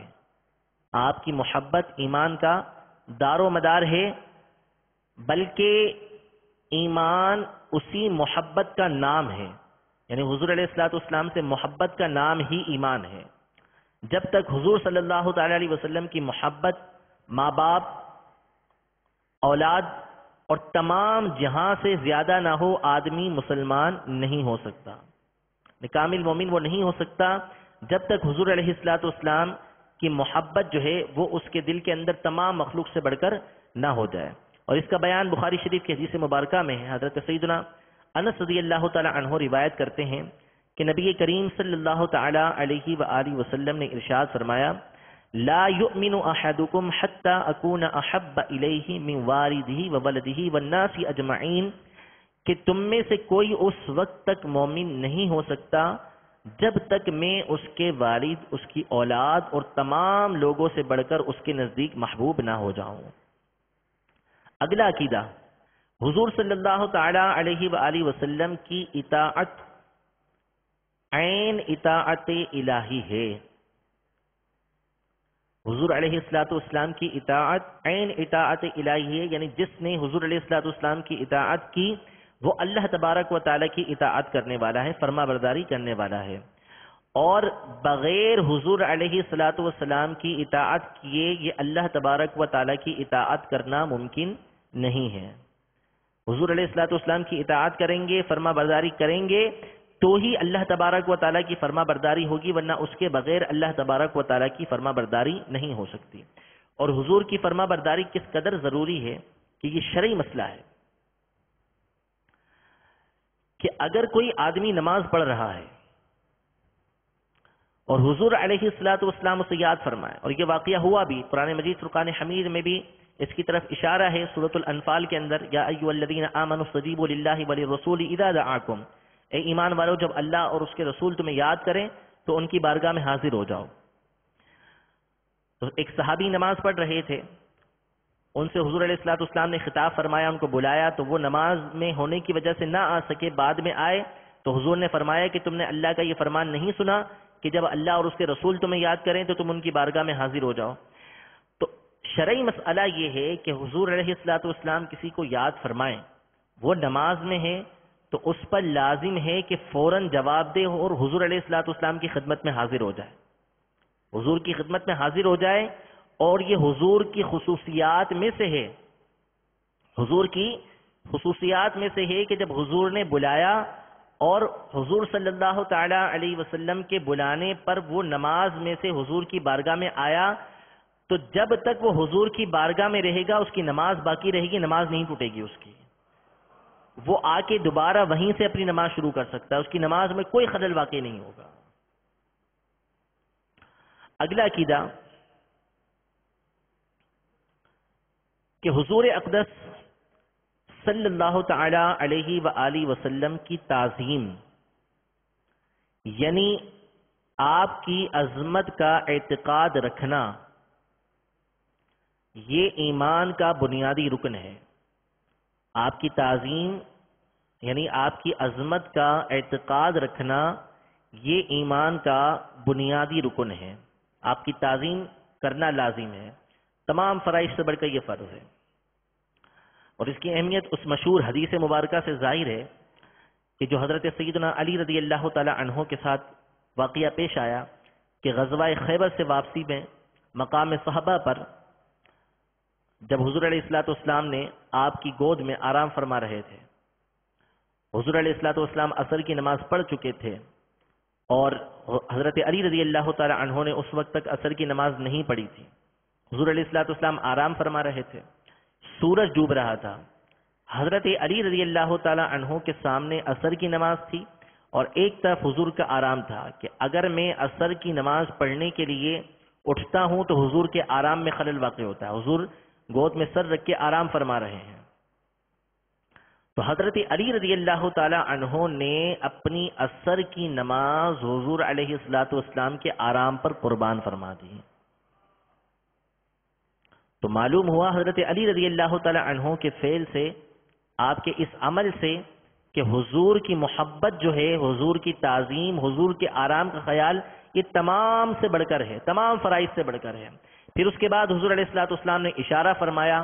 تو سورج دوبارہ مغرب سے نکل کر آیا اور حضرت علی رضی اللہ تعالی عنہ نے نماز ادا فرمائی، یہ حضور کے معجزات میں سے ہے۔ اسی طرح حضرت صدیق اکبر رضی اللہ تعالی عنہ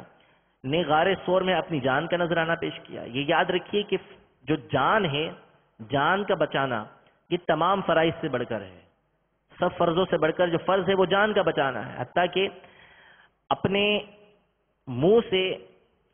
کلمہ کفر جب بندے کی جان جا رہی ہو، جس کا بیان پہلے ہو چکا کہ اس موقع پر کلمہ کفر بولنے کی شریعت نے اجازت دے دی کہ کسی کی جان جا رہی ہے، واقعی اس کی جان کو خطرہ ہے، کوئی اس کے سر پہ کھڑا ہوا ہے، کلمہ کفر بولنے پہ اس کو مجبور کیا، تو شریعت مطہرہ نے اس کو اجازت دی ہے کہ تم کلمہ کفر بول دو۔ اور یہ بھی مسئلہ ہے کہ اگر کسی کے سامنے شراب رکھی ہے، اس کے نوالا اٹک گیا، پانی قریب موجود نہیں ہے، نوالا اس کی گردن کے اندر اٹکا ہوا ہے، اب شرعی مسئلہ یہ ہے کہ اگر وہ شراب کے گھونٹ کو نہیں پیتا تو اس کی جان چلی جائے گی، یا کوئی حرام چیز قریب میں رکھی ہوئی ہے، بھوک سے مر رہا ہے، اگر وہ حرام چیز نہیں کھاتا تو مر جائے گا۔ تو اس صورت میں شریعت مطہرہ نے اس پر لازم کیا ہے کہ وہ اس حرام کا ارتکاب کر لے گا، اس حرام چیز کو کھا لے گا، اس شراب کے گھونٹ کو پی لے گا تاکہ اس کا نوالا اتر جائے۔ کوئی اور چیز نہیں تھی اس کے پاس، یہی چیزیں موجود تھی، تو اب اس پر لازم ہے کہ ان چیزوں کو کھا پی لے تاکہ اس کی جان بچ جائے۔ تو جان کا بچانا اتنا ضروری ہے، لیکن سیدنا صدیق اکبر رضی اللہ تعالی عنہ جب غار ثور میں داخل ہوئے اور اپنا انگوٹھا آپ نے ایک سوراخ پہ رکھا، اس پہ سانپ نے ڈس لیا، آپ نے اپنے انگوٹھے کو حرکت نہیں دی، یہاں تک کہ وہ سانپ کا جو زہر تھا 12 سال تک مسلسل ہر سال واپس لوٹ کے آتا تھا، بار بار آپ کے پاؤں میں آتا تھا، اور اسی کی وجہ سے آپ کی شہادت بھی ہوئی تھی۔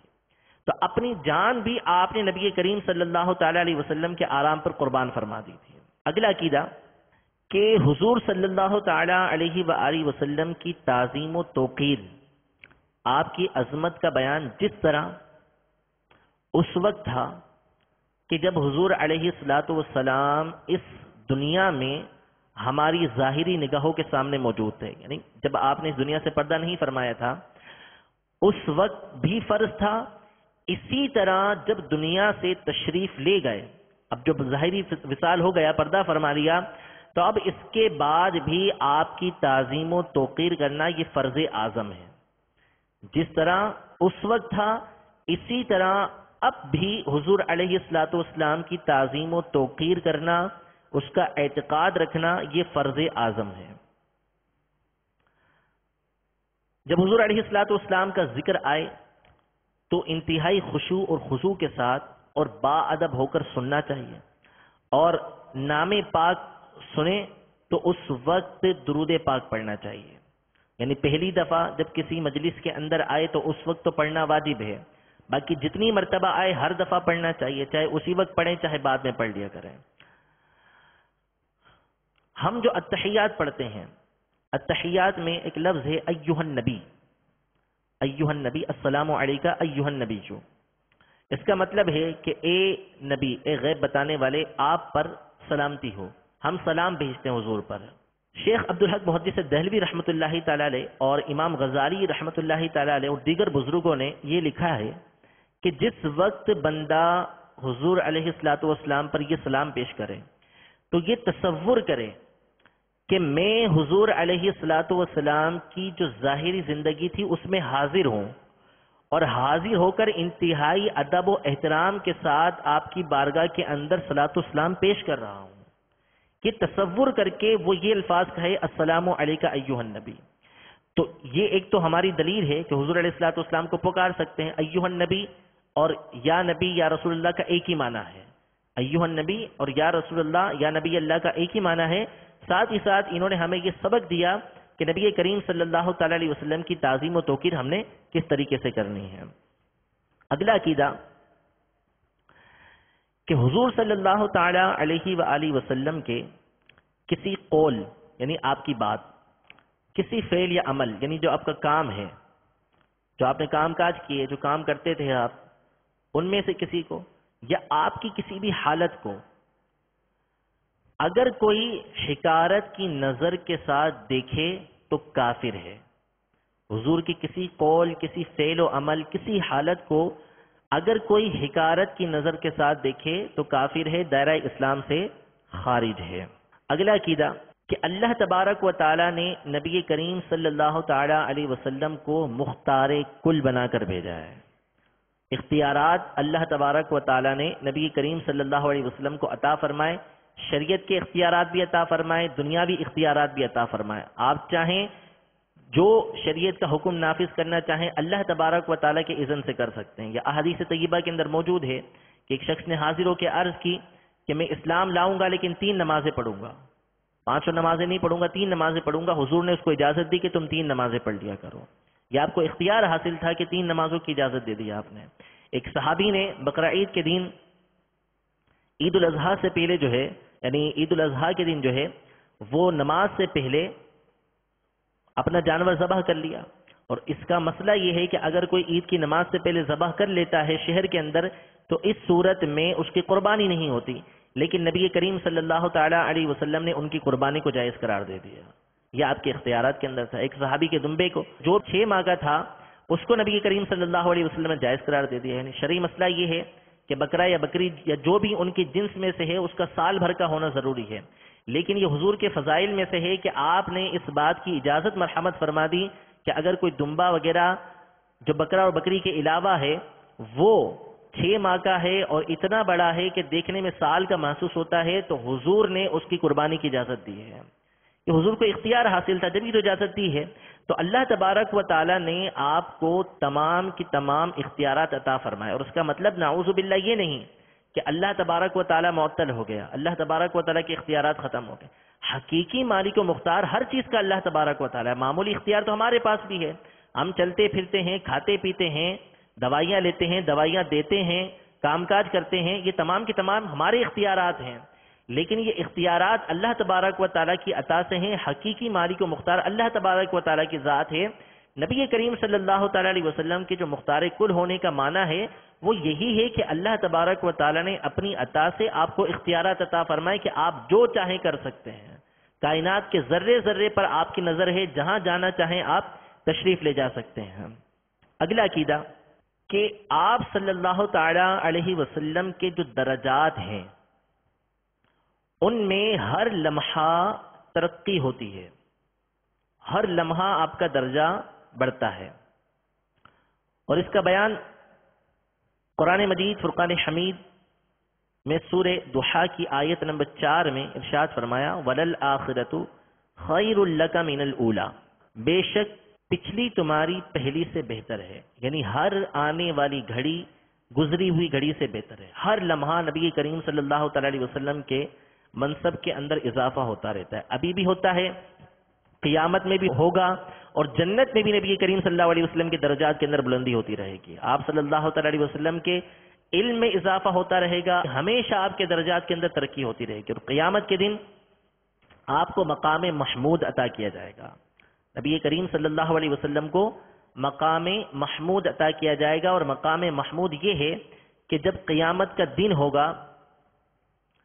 تو ایک بہت بڑا عرصہ جو ہے وہ اسی انتظار میں گزر جائے گا کہ لوگوں کا حساب شروع ہو، لوگوں کا حساب شروع ہو، اسی میں گزرے گا، اور لوگ اس وقت اس انتظار سے اتنے عاجز آ جائیں گے کہ وہ یہ خواہش کریں گے کہ کسی طرح حساب شروع ہو، اس کے بعد چاہے جہنم کے اندر ڈال دیا جائے۔ اس قدر معاذ اللہ وہ گھڑیاں جو ہیں وہ سخت ہوں گی۔ پھر مسلم شریف کی حدیث مبارکہ ہے کہ لوگوں کے دلوں کے اندر الہام ہوگا، یہ بات ڈالی جائے گی کہ اب ہمیں کسی بارگاہ میں جانا چاہیے کہ جو ہمیں اللہ تبارک و تعالیٰ کی بارگاہ میں حاضر کرے اور ہمارا حساب و کتاب شروع ہو۔ لہذا سارے کے سارے سب سے پہلے حضرت آدم علیہ السلام کے پاس آئیں گے، حضرت آدم علیہ السلام سے عرض کریں گے کہ آپ ہمارے والد ہیں، آپ کو اللہ نے اپنے دست قدرت سے پیدا فرمایا، آپ اللہ کی بارگاہ میں جو ہے وہ عرض کریں کہ اللہ تبارک و تعالیٰ جو ہے وہ ہمارا حساب شروع کرے۔ حضرت آدم علیہ السلام فرمائیں گے کہ آج جیسا غضب میرے رب نے فرمایا کبھی ایسا غضب نہیں فرمایا، نفسی نفسی، مجھے آج اپنی ہے، تم کسی اور کی طرف جاؤ، تم نوح علیہ السلام کی طرف جاؤ۔ حضرت نوح علیہ السلام کے پاس حاضر ہوں گے، ان سے بھی عرض کریں گے، ان کے فضائل بیان کریں گے، وہ بھی یہی کہیں گے کہ آج جیسا غضب میرے رب نے فرمایا اس سے پہلے نہیں فرمایا، نفسی نفسی اذهبوا الی غیری، آج مجھے اپنی جان کی ہے، تم کسی اور کی طرف جاؤ، ابراہیم علیہ السلام کی طرف جاؤ۔ ابراہیم علیہ السلام کے پاس آئیں گے، وہ بھی یہی ارشاد فرمائیں گے، وہ موسیٰ علیہ السلام کی طرف بھیجیں گے، موسیٰ علیہ السلام فرمائیں گے کہ عیسیٰ علیہ السلام کی طرف جاؤ، کسی اور کی طرف جاؤ، عیسیٰ علیہ السلام کی بارگاہ میں آئیں گے، وہ بھی یہی فرمائیں گے، اور پھر نبی کریم صلی اللہ علیہ وسلم کی بارگاہ میں بھیجیں گے۔ اب نبی کریم صلی اللہ علیہ وسلم کی بارگاہ میں سب حاضر ہوں گے، اور حاضر ہو کر حضور علیہ السلام سے عرض کریں گے کہ آپ خاتم النبیین ہیں، سید المرسلین ہیں، رحمت للعالمین ہیں، آپ اللہ تبارک و تعالیٰ کی بارگاہ میں عرض کیجئے کہ اللہ تبارک و تعالیٰ ہمارا حساب شروع کرے۔ پھر نبی کریم صلی اللہ علیہ وسلم فرمائیں گے کہ انا لہا، میں اسی کام کے لیے ہوں۔ حضور علیہ السلام بارگاہ خداوندی میں حاضر ہوں گے، اور روایتوں کے مطابق 1 ہفتے تک آپ اللہ تبارک و تعالیٰ کی بارگاہ میں سجدہ ریز رہیں گے۔ پھر اس کے بعد آپ کو سر اٹھانے کا حکم ہوگا، اور کہا جائے گا کہ سل تعطا، سوال کیجئے، جو سوال کریں گے آپ کو دیا جائے گا۔ اشفع تشفع، شفاعت کیجئے، آپ کی شفاعت کو قبول کیا جائے گا۔ قل تسمع، آپ ارشاد فرمائیے، جو آپ کہیں گے آپ کی بات کو سنا جائے گا۔ پھر وہاں سے شفاعت کا دروازہ کھلے گا، سب کا حساب و کتاب شروع ہوگا۔ اس کو شفاعت کبریٰ کہا جاتا ہے، شفاعت کبریٰ، شفاعت عظمیٰ کہا جاتا ہے، اور یہی وہ شفاعت ہے کہ جس میں سے تمام لوگوں کو حصہ ملے گا، چاہے مسلمان ہو چاہے کافر ہو۔ یہ کافروں کو بھی حصہ ملا کہ اس میں ان کا حساب و کتاب شروع کیا گیا۔ تو یہ شفاعت کبریٰ کہلاتی ہے. اور یہ قیامت کا جو دن ہے، یہاں پر یہ دیکھیے کہ اللہ تبارک و تعالیٰ کی بارگاہ میں حضور علیہ الصلوۃ والسلام کا مقام و مرتبہ کتنا بڑا ہے. یہ ساری کی ساری حدیثیں یہ جو حدیث مبارکہ میں نے آپ کے سامنے بیان کی، آپ نے سنی. حضور علیہ الصلوۃ والسلام کے زمانے سے لے کر صحابہ کرام علیہم رضوان اس حدیث کو بیان کرتے رہے، تابعین بیان کرتے رہے، سب نے یہ حدیث سنی. قیامت کے دن سب یہ بات بھول جائیں گے، سب یہ بات بھول جائیں گے کہ شفاعت کا دروازہ کھولنا کس نے. اسی لیے تو سب سے پہلے حضرت آدم علیہ السلام کی بارگاہ میں جائیں گے. اللہ تبارک و تعالی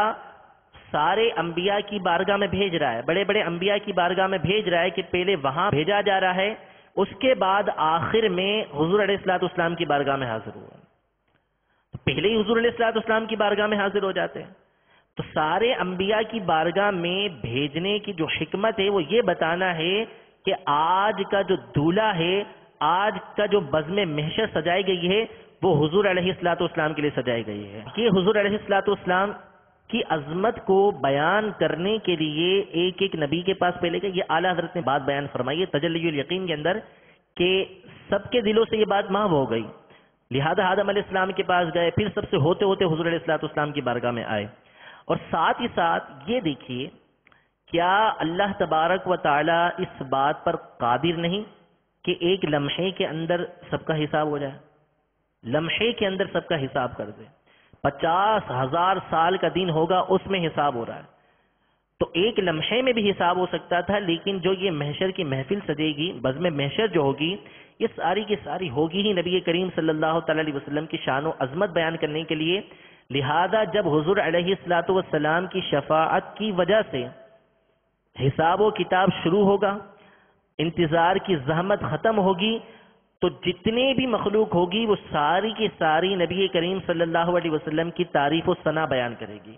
آپ کی حمد بیان کرے گی، اور اسی کو مقام محمود کہا جاتا ہے. اللہ تبارک و تعالی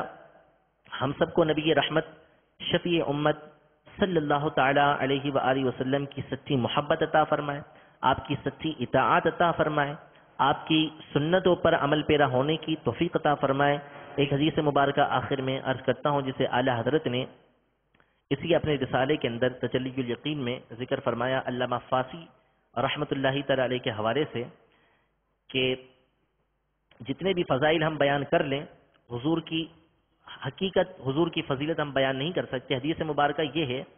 کہ نبی کریم صلی اللہ تعالی علیہ وآلہ وسلم نے سیدنا ابو بکر صدیق رضی اللہ تعالی عنہ کو مخاطب کر کے ارشاد فرمایا، یا ابا بکر لم یعلمنی حقیقتا غیر ربی، اے ابو بکر میری حقیقت کو میرے رب کے سوا کوئی نہیں جانتا. تو حضور کی حقیقت کو، حضور کے فضائل و کمالات کو مکمل طور پہ بیان کرنا کسی کے لیے ممکن نہیں ہے. اللہ تبارک و تعالی حضور صلی اللہ تعالی علیہ وسلم کی شفاعت میں سے ہم کو حصہ عطا فرمائے، اور آپ کے صدقے میں، آپ کی شفاعت کے صدقے میں اللہ تبارک و تعالی ہمیں ہمارے مرشد کریم کے ساتھ جنت میں اعلیٰ سے اعلیٰ مقام عطا فرمائے. آمین بجاہ النبی الامین صلی اللہ تعالی علیہ وآلہ وسلم. انشاءاللہ تبارک و تعالی مختصراً جو کبیرہ گناہوں کا بیان ہے، اس میں سے 2 گناہ ہم سنیں گے. پہلا جو گناہ ہے وہ ہے تکبر کے ساتھ شلوار یا کپڑا یا دامن وغیرہ بڑا رکھنا، ٹخنوں سے نیچے لے جانا. اور دوسرا گناہ ہے اترا کر چلنا، اترا کر چلنا، اکڑ کے چلنا. پہلے گناہ کے بارے میں شاہ ابرار ہم غریبوں کے غمخوار نبی مکرم صلی اللہ تعالی علیہ وسلم کا فرمان معظم ہے، اللہ عز و جل قیامت کے دن اس شخص کی طرف نظر رحمت نہ فرمائے گا جو تکبر کی وجہ سے اپنا کپڑا گھسیٹ کر چلے گا. ٹخنوں سے نیچے کپڑا ہے، اسے گھسیٹ گھسیٹ کے چل رہا ہے اور تکبر کی وجہ سے ایسا کر رہا ہے، تو قیامت کے دن اللہ تبارک و تعالیٰ ایسے شخص کے اوپر نظر رحمت نہیں فرمائے گا. تو اصل وجہ ہے اس کی تکبر، کہ تکبر کے ساتھ کوئی شخص جو ہے وہ کپڑوں کو ٹخنوں سے نیچے رکھتا ہے تو یہ حرام ہے، اور بغیر تکبر کے رکھتا ہے تو بھی یہ سنت کے خلاف ہے، سنت کی خلاف ورزی ہے، اس کی اجازت نہیں ہے. لیکن بہرحال وہ جو تکبر کی علامت ہے وہ جدا ہے. یہاں پہ یہ شرعی مسئلہ سماعت فرما لیجیے کہ نماز کی حالت میں کپڑوں کا فولڈ کرنا، خاص طور پہ پاجامہ یا پینٹ وغیرہ جو فولڈ کرتے ہیں، چاہے وہ پائچے فولڈ کریں یا اوپر سے فولڈ کریں، آپ اندر فولڈ کریں یا باہر فولڈ کریں، اس کی شرعن اجازت نہیں ہے، اس کی شرعن اجازت نہیں ہے۔ نبی کریم صلی اللہ تعالی علیہ وسلم کا فرمان عالی شان ہے کہ مجھے اس بات کا حکم دیا گیا کہ میں 7 ہڈیوں پر سجدہ کروں اور اپنے کپڑوں اور اپنے بالوں کو نہ سمیٹوں، یعنی فولڈ نہ کروں۔ یہ بخاری اور مسلم کی حدیث مبارکہ ہے۔ تو اس حدیث مبارکہ کے اندر کپڑے فولڈ کرنے سے منع کیا گیا ہے۔ اگر کسی کا پاجامہ یا کسی کی پینٹ، اولاً تو یہ یاد رکھیے کہ جو سنت مبارکہ ہے ہم نے اسی پر عمل کرنا ہے۔ ہمیشہ اپنا پاجامہ وغیرہ جو ہے وہ ہمیں بنانی ہی اتنی ہے کہ جو ٹخنوں سے اوپر ہو، سنت پر عمل کرتے ہوئے۔ لیکن بالفرض کسی نے اگر اس کے خلاف کر لیا ہے اور وہ نماز کی حالت میں آ گیا ہے، نماز میں نہیں ہے، نماز کے باہر ہے، تو بھلے اپنے کپڑوں کو فولڈ کر لے وہ، لیکن جب نماز میں آ گیا تو اب اس کو شرعن اس کی اجازت نہیں کہ وہ اپنے کپڑوں کو فولڈ کرے۔ ملا علی قاری رحمۃ اللہ تعالی علیہ نے مرقات کے اندر اس حدیث مبارکہ کی شرح کرتے ہوئے ارشاد فرمایا کہ اپنے کپڑوں کو چھوڑ دے، یعنی جو نماز کی حالت میں آ گیا، اب اس کا کپڑا لمبا ہے تو اپنے کپڑوں کو چھوڑ دے، اگرچہ کہ وہ زمین سے ٹکراتا ہو۔ کپڑوں کو فولڈ کرنے کی اس کو اجازت نہیں ہے۔ اب نماز میں آ چکے ہیں تو اپنے کپڑوں کو جیسی وہ حالت میں ہے ویسے چھوڑ دیجئے، فولڈ کرنے کی شرعن اجازت نہیں ہے۔ ہاں نماز کے باہر ہیں تو اسے فولڈ کر لیجئے، اور ہمیشہ یاد رکھیے کہ جو سنت مبارکہ ہے، جو نبی کریم صلی اللہ تعالی علیہ وسلم کا طریقہ مبارکہ ہے، جس ہستی کے لیے ہم یہاں پر جمع ہیں اور جس کے لیے ہمیں یہاں بھیجا گیا ہے، تو اس ہستی کا جو طریقہ کار ہے وہ یہ ہے کہ آپ کے جو کپڑا ہوتا تھا، آپ کا تہبند شریف ہوتا تھا، وہ ہمیشہ ٹخنوں سے اوپر ہوا کرتا تھا۔ ایک اور حدیث مبارکہ ہے، نبی کریم صلی اللہ تعالی علیہ وآلہ وسلم نے ارشاد فرمایا کہ جس نے تکبر کی وجہ سے اپنے پہنے ہوئے کپڑے لٹکائے، اللہ عز و جل قیامت کے دن اس پر نظر رحمت نہ فرمائے گا، اگرچہ وہ اللہ عز و جل کے نزدیک معزز ہی کیوں نہ ہو۔ کتنا ہی معزز ہے، پرہیزگار ہے، اللہ تبارک و تعالی ایسے بندے پر نظر رحمت نہیں فرمائے گا۔ ایک اور حدیث مبارکہ ہے جو شعبان المعظم کی 15ویں تاریخ کے حوالے سے بھی ہے کہ تاجدار رسالت شہنشاہ نبوت صلی اللہ تعالی علیہ وآلہ وسلم نے ارشاد فرمایا، جبرائیل علیہ السلام نے میرے پاس حاضر ہو کر عرض کی، یہ شعبان کی 15ویں رات ہے، اس رات میں اللہ عز و جل بنی کلب کی بکریوں کے بال کے برابر لوگوں کو جہنم سے آزاد فرماتا ہے، لیکن اس رات میں اللہ عز و جل مشرک، جادوگر، قطع رحمی کرنے والے، چادر لٹکانے والے، یعنی جو تکبر کے ساتھ اپنے کپڑے کو لٹکائے اس حوالے سے، اور والدین کے نافرمان اور شراب کے عادی کی طرف نظر رحمت نہیں فرماتا۔ اگلا جو گناہ ہے وہ ہے تکبر کے ساتھ چلنا۔ قرآن مجید فرقان حمید میں سورہ بنی اسرائیل میں آیت نمبر 37 پارہ نمبر 15 میں اللہ تبارک و تعالی ارشاد فرماتا ہے، وَلَا تَمْشِ فِي الْأَرْضِ مَرَحًا إِنَّكَ لَن تَخْرِقَ الْأَرْضَ وَلَن تَبْلُغَ الْجِبَالَ طُولًا، اور زمین میں اتراتا نہ چل، بے شک ہرگز زمین نہ چیر ڈالے گا اور ہرگز بلندی میں پہاڑوں کو نہ پہنچے گا۔ یعنی جو اکڑ اکڑ کے چل رہے ہو، اس اکڑ سے چلنے کی وجہ سے تم زمین کو چیر نہیں دو گے، پھاڑ نہیں دو گے زمین کو، اور نہ ہی اس طرح سینہ پھلا کے چلنے کی وجہ سے تم پہاڑوں کے برابر پہنچ جاؤ گے۔ یعنی اللہ تبارک و تعالیٰ کی جو دیگر مخلوقات ہیں وہ تم سے زیادہ قوی ہیں، تم سے زیادہ مضبوط ہیں، تو ان کے برابر تم نہیں پہنچ سکتے، تو تمہیں کہاں تکبر لائق ہے۔ ہرگز زمین میں اترا کر نہ چلو، اور جو رحمان کے بندوں کا طریقہ ہے وہ یہ ہے کہ وہ نرمی کے ساتھ، میانہ روی کے ساتھ چال چلتے ہیں۔ سرکار مدینہ راحت قلب و سینہ صلی اللہ تعالی علیہ وآلہ وسلم کا فرمان عالی شان ہے، جس کے دل میں ذرہ برابر بھی تکبر ہوگا وہ جنت میں داخل نہ ہوگا۔ ایک اور حدیث مبارکہ میں ہے کہ حضور علیہ الصلوۃ والسلام نے ارشاد فرمایا، کیا میں تمہیں جہنمیوں کے بارے میں خبر نہ دوں؟ کیا میں تمہیں جہنمیوں کے بارے میں خبر نہ دوں پھر ارشاد فرمایا کہ ہر سرکش، اکڑ کر چلنے والا اور بڑائی چاہنے والا، برتری چاہنے والا، تکبر کرنے والا، یہ جہنمی ہے۔ اللہ رب العزت ہم سب کو اس حوالے سے بھی تکبر، جو کبیرہ گناہ ہیں ان سے بھی بچنے کی توفیق عطا فرمائے۔ آمین بجاہ نبی الامین صلی اللہ تعالی علیہ وسلم۔ حضور بخاری شریف کی ایک حدیث کا مفہوم ہے کہ مجھے موسیٰ علیہ السلام پر فضیلت نہ دو۔ اس روایت سے کیا مراد ہے جبکہ ہم حضور صلی اللہ تعالی علیہ وآلہ وسلم کو تمام انبیاء کا سردار مانتے ہیں؟ موسیٰ علیہ السلام کے بارے میں نہیں ہے، وہ ہے حضرت یونس علیہ السلام کے بارے میں۔ یونس علیہ السلام کے بارے میں یوں ہے کہ مجھے یونس علیہ السلام پر فضیلت نہ دو، اس کے چند جوابات ہیں۔ اصل میں حضرت یونس علیہ السلام جو ہے یہ مچھلی کے پیٹ میں رہے اور حضور علیہ السلام کو معراج پر لے جایا گیا، ساتوں آسمان سے اوپر لا مکان میں لے جایا گیا۔ تو اس حوالے سے حضور نے ارشاد فرمایا کہ ان کو مچھلی کے پیٹ میں رہنے کی وجہ سے ان کو مجھ پر فضیلت نہ دو۔ وجہ اصل میں یہ ہے کہ حدیث مبارکہ ہے کہ لا تخیروا بین الانبیاء، انبیاء کے درمیان ایک دوسرے کی فضیلت بیان نہ کرو۔ لیکن قرآن مجید فرقان حمید خود ارشاد فرماتا ہے کہ تلک الرسول فضلنا بعضهم علی بعض، کہ یہ رسول ہیں جن میں سے بعض کو ہم نے بعض پہ فضیلت دی۔ علماء نے اس کی وجہ یہ ارشاد فرمائی کہ انبیاء کے درمیان اس طرح فضیلت بیان نہ کرو کہ ایک نبی کی فضیلت بیان کرنے کی وجہ سے دوسرے نبی کی توہین ہو جائے، یعنی ایسے انداز میں فضیلت بیان نہ کرو کہ جس کی وجہ سے کسی دوسرے نبی کی توہین ہو جائے۔ تو موسیٰ علیہ السلام کے بارے میں، یونس علیہ السلام کے بارے میں یہ جو الفاظ آئے ہیں تو اس کا مطلب یہ ہے کہ ایسے انداز میں فضیلت بیان نہ کرو کہ جس کی وجہ سے دوسرے نبی کی توہین ہو۔ تو یہ اس کا آسان سا جواب ہے، اس کے اور جوابات بھی علماء نے دیے ہیں، لیکن ایک آسان جواب یہ ہے کہ اس انداز میں فضیلت بیان نہ کی جائے کہ جس کی وجہ سے کسی دوسرے نبی کی توہین یا تحقیر ہو، کیونکہ کسی دوسرے نبی کی توہین یا تحقیر کرنا یہ خود بندے کو دائرہ اسلام سے خارج کر دیتا ہے، وہ خود کافر ہو جاتا ہے۔ السلام علیکم۔ وعلیکم السلام ورحمۃ محبت اللہ رسول وبرکاتہ۔ کس طرح بڑھائی جائے، کیا یہ اختیار کرنے سے حاصل ہوتی ہے؟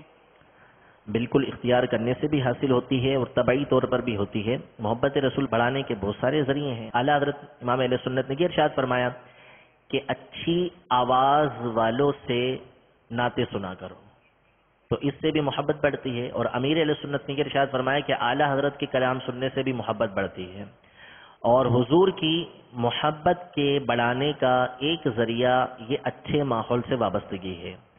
کہ اچھے ماحول سے بندہ وابستہ ہو جائے۔ دعوت اسلامی کے مدنی ماحول سے وابستہ رہے گا تو عاشقان رسول کی صحبت میں رہے گا، تو جیسی صحبت ہوگی ویسا ہی اس کے اوپر رنگ چڑھے گا۔ حضرت شیخ سعدی رحمۃ اللہ تعالی علیہ نے ایک حکایت بیان کی ہے کہ ایک مٹی کو دیکھا کہ جس کے اندر خوشبو تھی، پوچھا کہ تمہارے اندر کیسے خوشبو آ گئی؟ تو کہا کہ مٹی تو خوشبودار نہیں ہوتی، تمہارے اندر کیسے خوشبو آ گئی؟ تو کہا کہ ایک عرصے تک میں پھولوں کی صحبت کے اندر رہی ہوں تو ان کی خوشبو میرے اندر آ چکی ہے۔ تو اسی طرح جب ہم عاشقان رسول کی صحبت کے اندر رہیں گے، ان کے ماحول سے وابستہ رہیں گے،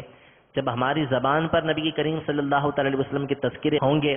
ان کی سنتوں پر ہم عمل پیرا ہونے کے لیے حریص ہوں گے، ہماری کوشش ہوگی کہ ہم سنتوں پر عمل کریں، نبی کریم صلی اللہ تعالی علیہ وسلم کی اطاعت و فرما برداری کریں، تو خود بخود آپ کی محبت ہمارے دل کے اندر بڑھتی جائے گی۔ یہ یاد رکھیے کہ حضور کی سچی محبت اسی صورت میں ہوگی جب آپ کی کامل اطاعت کی جائے گی،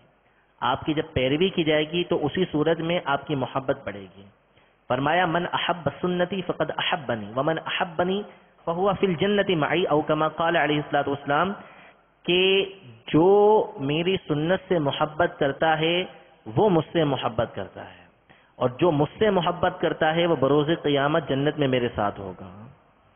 تو حضور علیہ الصلوۃ والسلام کی سنتوں پر عمل پیرا ہوں، مدنی ماحول سے وابستہ ہو جائیں، عاشقان رسول کی صحبت میں رہیں، قافلوں میں سفر کریں، مدنی انعامات پر عمل کریں، نعتیں سنتے رہیں، انشاءاللہ تبارک و تعالی ہماری جو محبت ہے اس کے اندر اضافہ ہوتا رہے گا، اور یہ طبعی طور پر بھی اضافہ ہوتا رہتا ہے۔ مدینہ، السلام علیکم۔ وعلیکم السلام ورحمۃ اللہ یہ وبرکاتہ۔ ارشاد فرما دیجیے کہ رب حبلی امتی کا معنی کیا ہوگا؟ رب حبلی امتی کا مطلب ہے اے میرے رب میری امت کا معاملہ میرے حوالے کر دے، جس کا ایک معنی یہ بھی کرتے ہیں کہ میری امت کو بخش دے۔ حضور علیہ الصلوۃ والسلام نے یہ سوال کیا اللہ تبارک و تعالیٰ کی بارگاہ میں، بار بار سوال کیا، تو آپ کو 2/3 امت بخش دی گئی، آپ کے ہاتھ دے دی گئی، اور پھر آپ کو منصب شفاعت دیا گیا کہ قیامت کے دن آپ جو ہے وہ اپنی امت کی خوب شفاعت کریں گے۔ السلام علیکم۔ وعلیکم السلام ورحمۃ اللہ وبرکاتہ۔ 2 سوالات ہیں۔ کریم آقا علیہ الصلوۃ والسلام کے مختار کل ہونے پر قرآن مجید کی آیت کریمہ ارشاد فرما دیں۔ حضرت آدم علیہ الصلوۃ والسلام نفسا نفسی فرما رہے ہیں، جبکہ حضور غوث العظم کا فرمان ہے کہ میں اس وقت تک داخل جنت نہیں ہوں گا جب تک اپنے مریدوں کو ساتھ نہ لے جاؤں۔ کیا اس سے افضل و مفضول ثابت صحیح ہے؟ قرآن مجید فرقان حمید میں تو نبی کریم صلی اللہ تعالی علیہ وسلم کی یہی آیت وَلَسَوْفَ يُعْتِيكَ رَبُّكَ فَتَرْضَىٰ کہ ان قریب ہم آپ کو اتنا دیں گے کہ آپ راضی ہو جائیں گے، یہ بھی حضور علیہ الصلوۃ والسلام کے مختار ہونے پر دلیل ہے کہ اللہ خوب عطا کرے گا کہ آپ اللہ سے راضی ہو جائیں گے۔ اور پھر اس کے علاوہ قرآن مجید فرقان حمید میں صرف حضور علیہ الصلوۃ والسلام کے مختار نہیں، دیگر کے مختار ہونے کا بھی بیان ہے۔ سورۃ الانبیاء میں ہے کہ اللہ تبارک و تعالیٰ نے یہ ساری کی ساری زمین جو ہے وہ اپنے نیک بندوں کو دے دی ہے، ان کے اختیار میں دے دی ہے۔ حضرت آدم علیہ السلام ہوں یا دیگر انبیاء ہوں، اور جو فرمان آپ نے غوث پاک کا ذکر کیا ہے، اصل بات یہ ہے کہ شفاعت تو انبیاء بھی کریں گے، علماء بھی کریں گے، شہداء بھی کریں گے، صالحین بھی کریں گے، قرآن پاک بھی کرے گا، یہ سب کریں گے۔ یہ جو معاملہ ہے یہ ابتدا کا معاملہ ہے، سب سے جو ابتدائی معاملہ ہوگا وہ یہ ہوگا، ورنہ اس کے بعد تو انبیاء کرام علیہ السلام کی شفاعت کی وجہ سے لوگ جنت کے اندر داخل ہوں گے، شہداء کی شفاعت کی وجہ سے جنت میں داخل ہوں گے۔ یہ جو سارا معاملہ ہے نفسا نفسی کا جو انبیاء کرام علیہ السلام سے منقول ہے، یہ سارا کا سارا ہے ابتدا کا، تاکہ حضور علیہ الصلوۃ والسلام کے ذریعے شفاعت کبریٰ کا دروازہ کھل جائے۔ جب شفاعت کبریٰ کا دروازہ کھل جائے گا، شفاعت عظمیٰ کا دروازہ کھل جائے گا، تو اس کے بعد انبیاء کرام علیہ السلام بھی شفاعت فرمائیں گے، اور غوث پاک رضی اللہ تعالی عنہ کا یہ فرمان بھی اسی کے بعد ہوگا، اس سے پہلے نہیں ہوگا، کیونکہ شفاعت کا جو دروازہ کھولا جائے گا وہ حضور علیہ الصلوۃ والسلام کے جو ہے وہ شفاعت کبریٰ کے بعد ہی کھولا جائے گا، اس سے قبل نہیں کھولا جائے گا۔ صلو علی الحبیب صلی اللہ تعالی علی محمد صلی اللہ تعالی علیہ وسلم۔